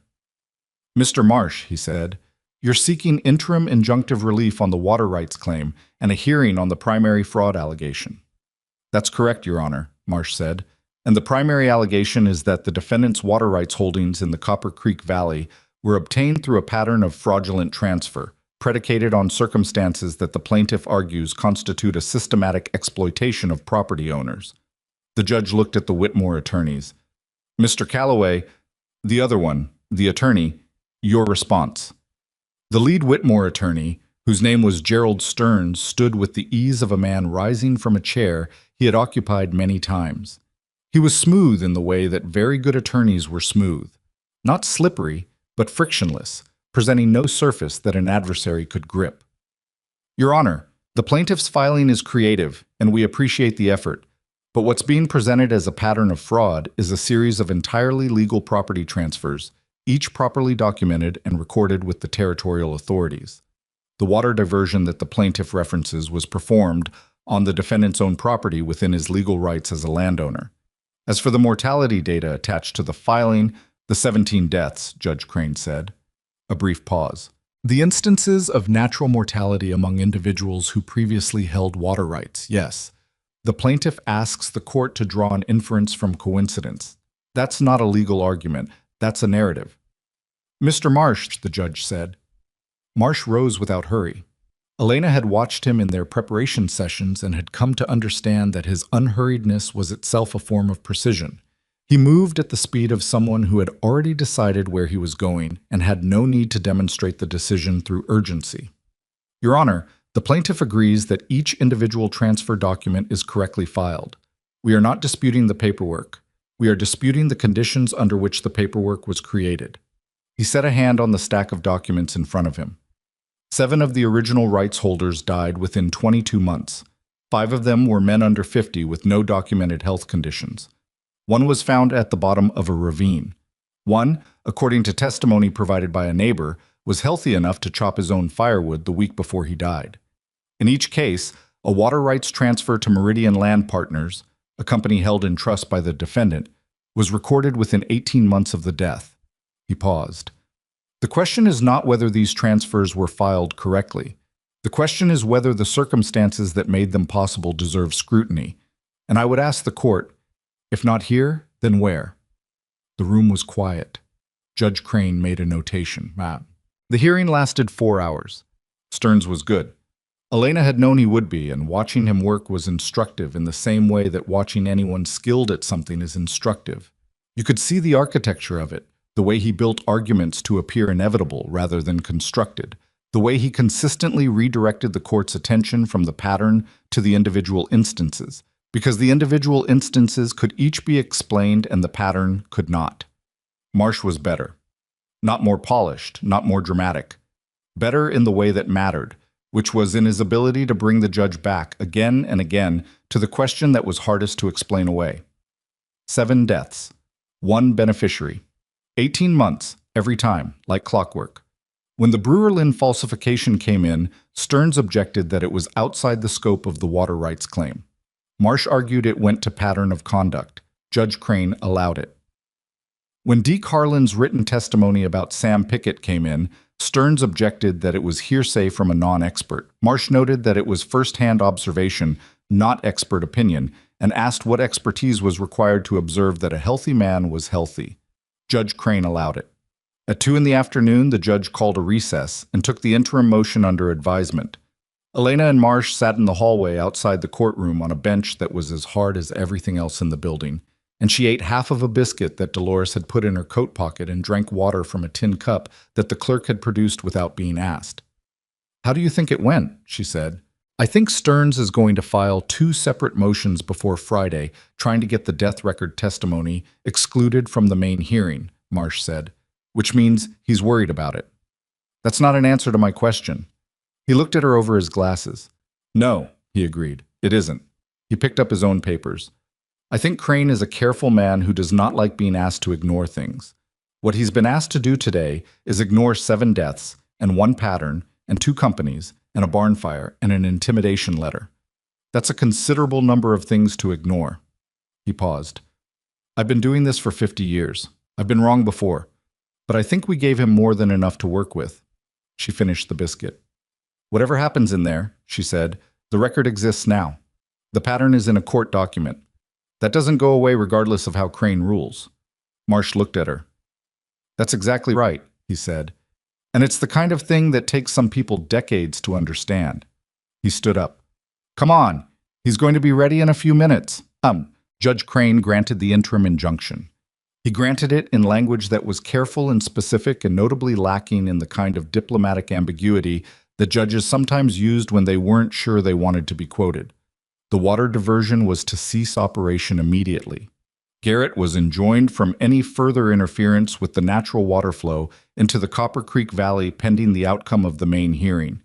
Any violation of the injunction would be treated as contempt. And then he said one more thing. He said that given the mortality data presented in the filing and the pattern of transfers it corresponded to, he was referring the matter to the Territorial Attorney General's office for review of potential criminal conduct. Not a conviction, not even a formal investigation, not yet. A referral. A door being opened by a careful man who had decided that the door needed to be opened. Elena sat very still when Crane said it. Stearns was on his feet immediately. Marsh was already writing something. Garrett, across the room, said nothing. He sat with the same pleasant, unremarkable face he'd worn all day. And he looked at Elena once, and she looked back. And whatever he had expected to see in her face, she didn't know. But she held his gaze until he was the one who looked away. She called it a referral when she explained it to the families 2 days later, back in the valley, in Walt Fremont's kitchen, because the barn was still being rebuilt. The frame was up now, and on the day Elena had returned from Cheyenne, she had seen 3 men from neighboring properties working on it alongside the Fremont boys, just working without announcement or ceremony, which was the kind of thing the valley had apparently been doing for each other across its better years and had only recently forgotten. The kitchen was crowded. People were standing in the hallway. Agnes Dunbar had her cane across her knees and her hands folded over it, and the expression of someone waiting for the thing that mattered.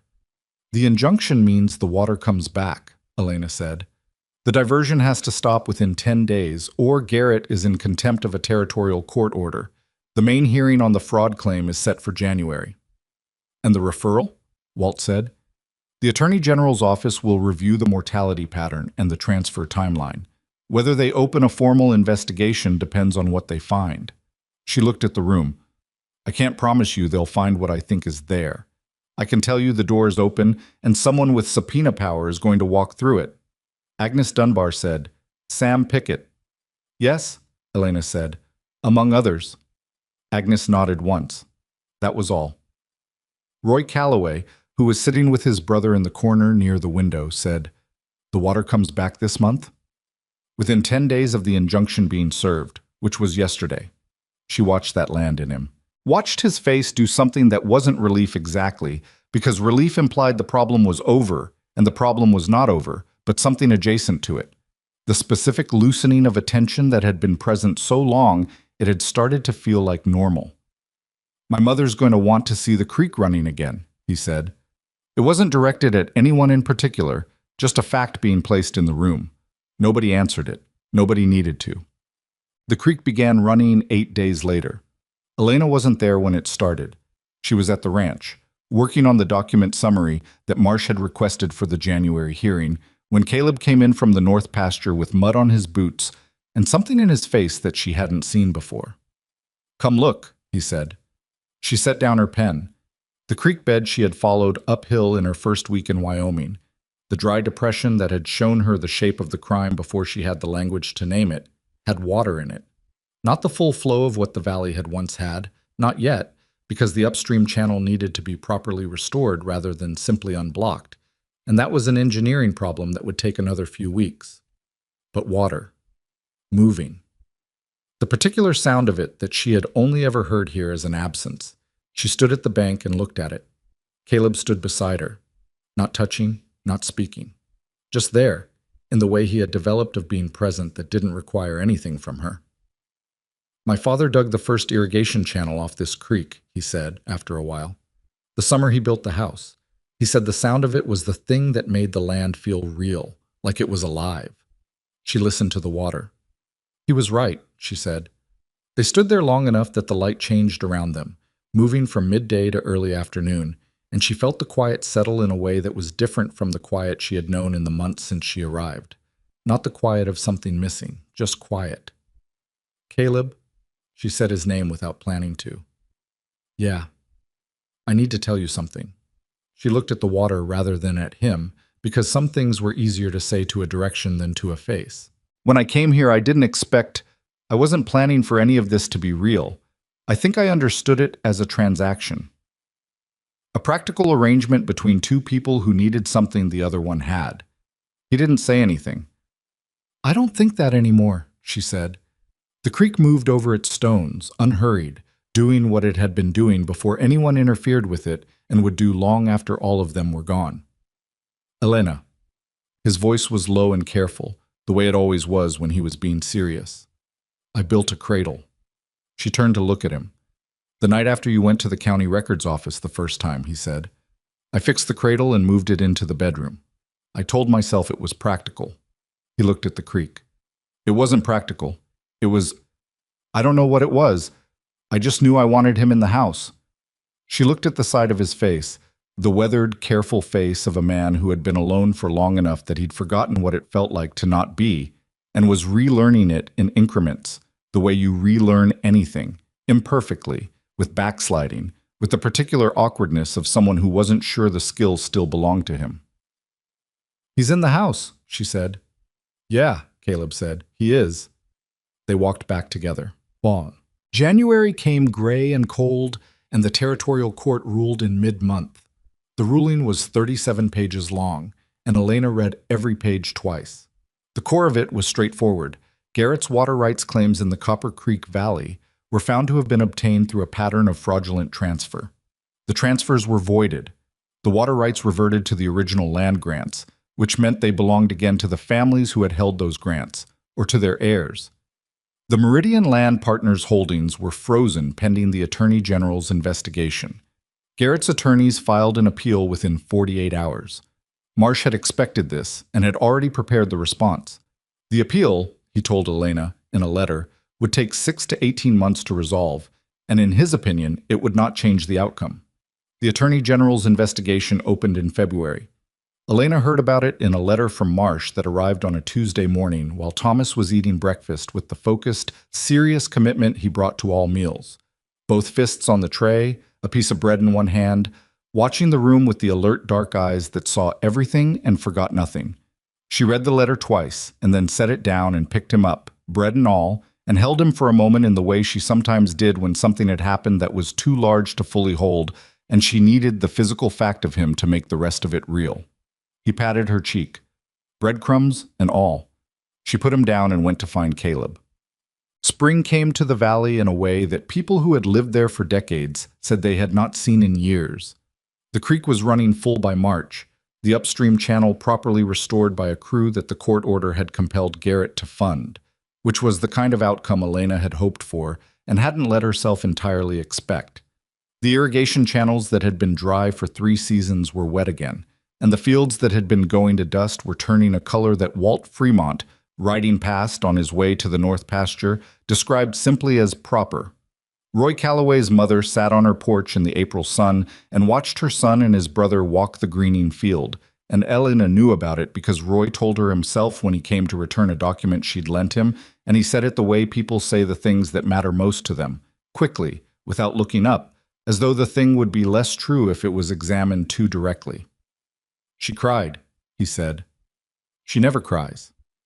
I know, Elena said, though she didn't, and he knew she didn't, and it was the right answer anyway.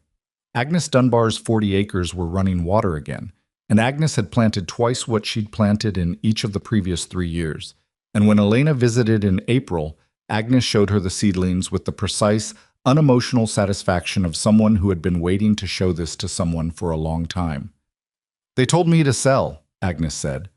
Not bitterly, just as a fact to place beside the other facts. I know they did, Elena said. Agnes looked at her seedlings. I've been on this land for 38 years, she said. My husband built the house. He's buried on the east side. If I'd sold, I'd have had to leave him behind. She paused. That sounds ridiculous. It doesn't, Elena said. Agnes looked at her, and Elena thought there was something in that look, older than assessment, more tired than warmth, that said, You understand something, don't you, about what it costs to stay? Elena understood. The criminal investigation moved the way. Criminal investigations always move, which is slowly and without ceremony and with less narrative satisfaction than the people who had suffered through the events would have preferred. What emerged over the course of 8 months of the Attorney General's review was not clean. It rarely was.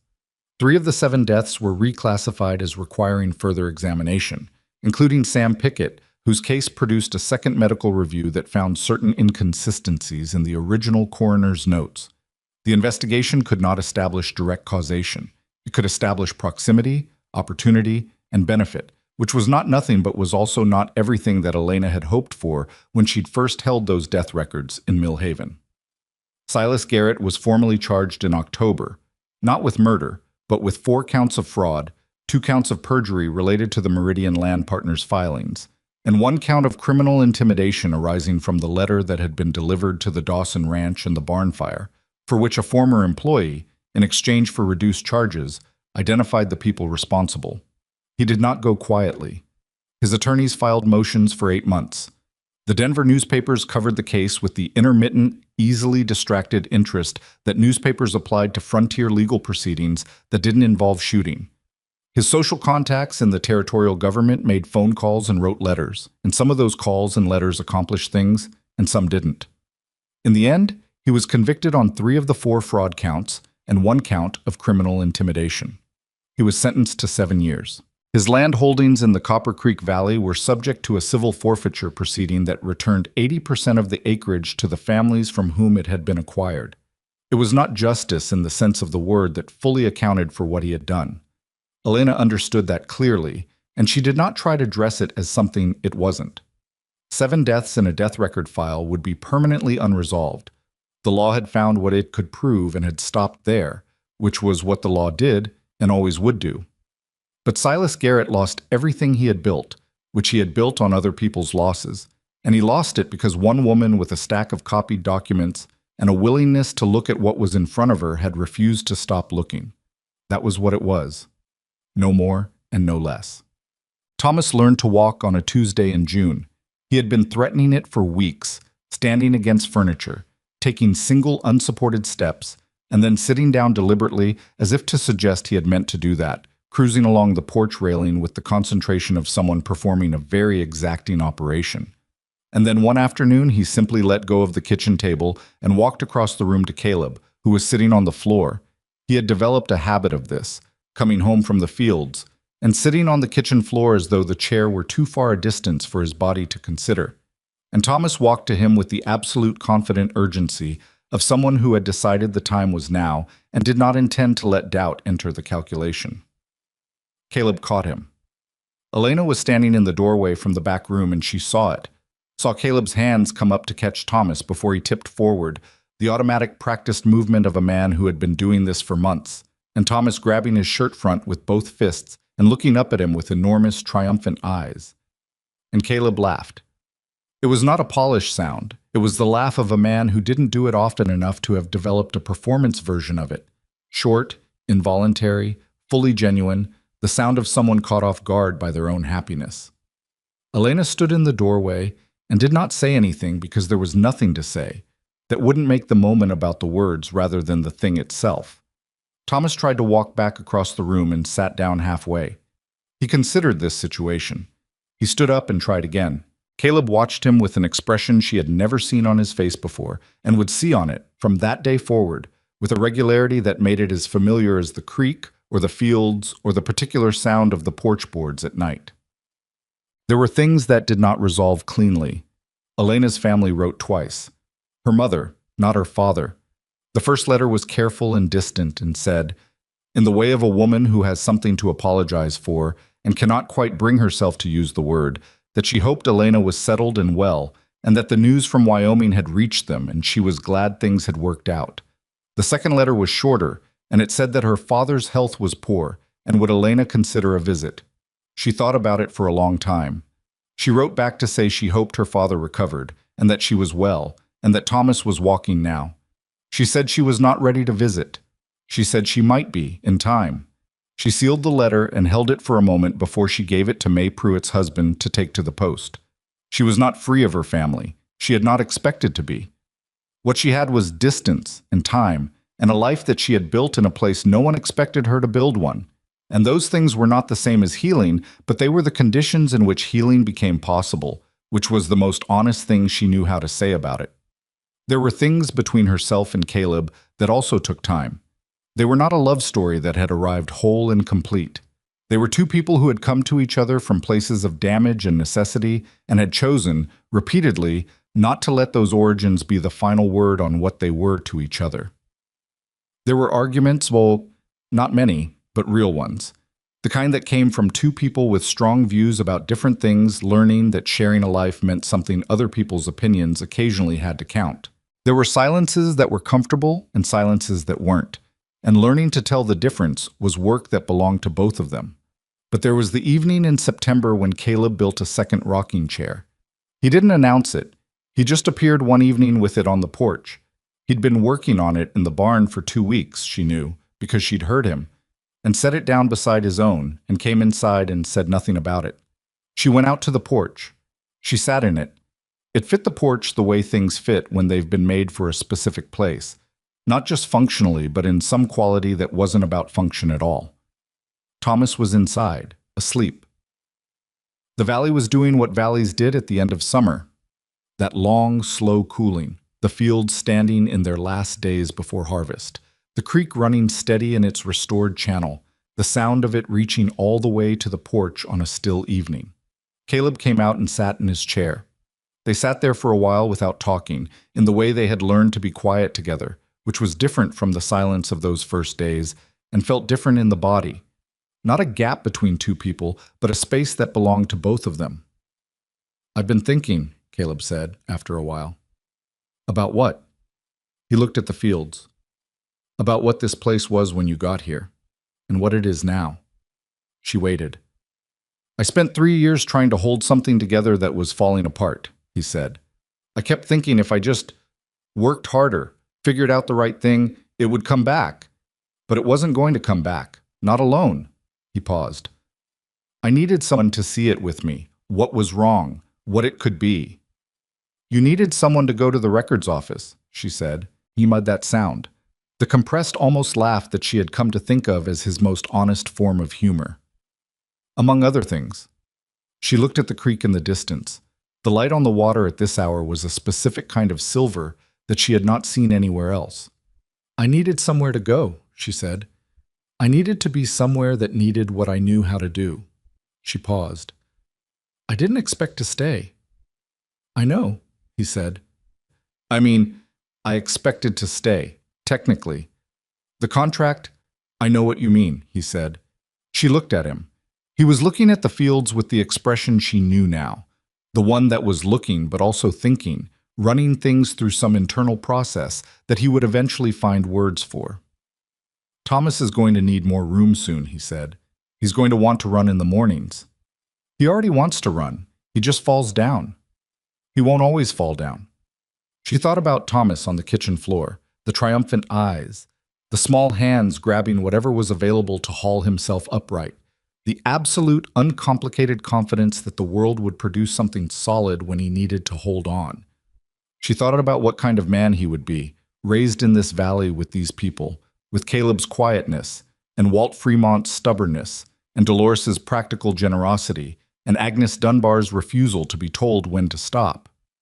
She thought about what he would know about the land and the water and the particular kind of courage that wasn't the dramatic kind. That was just the decision, made and remade every day, to stay.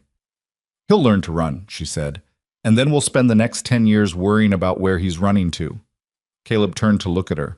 That expression she didn't have a name for, the one she'd been accumulating observations about since the day at the creek, was on his face now in its clearest form.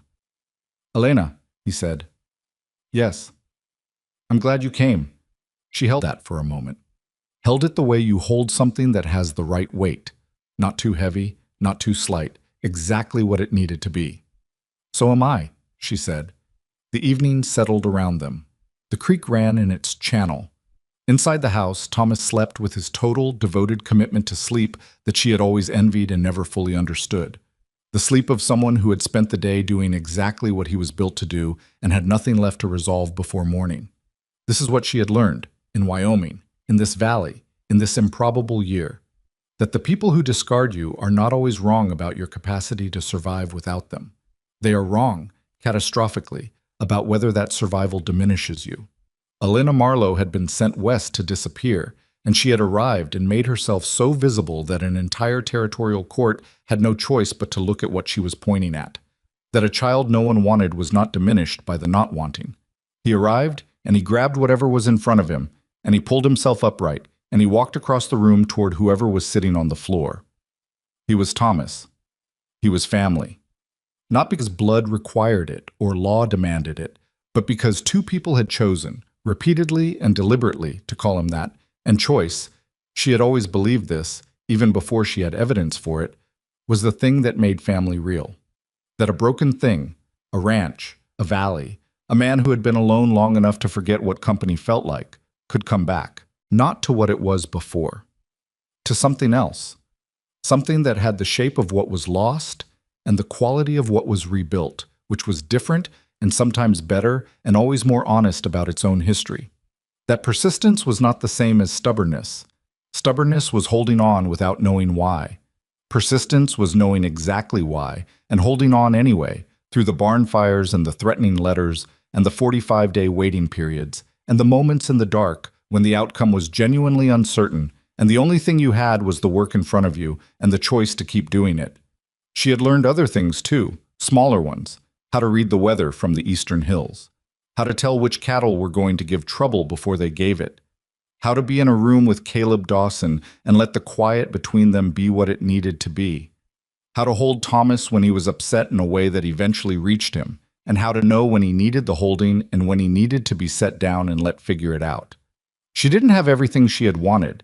She had something she hadn't known to want, which was, in some ways, a harder thing to hold, and in other ways, the only kind of arrival that counted. The porch held them. The evening held the porch. The valley held everything else. 3 people in a house that had once known only silence. 3 survivors who were not surviving anymore, just living, which was the thing that came after surviving, when you had made it through the worst of it, and were finally able to look at what remained. The water moved in the dark at the bottom of the field. It had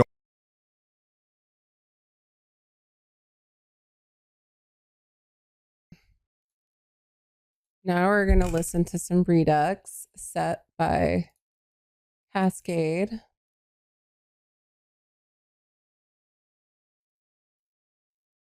Hopefully the audio is good. Maybe erase it a little bit.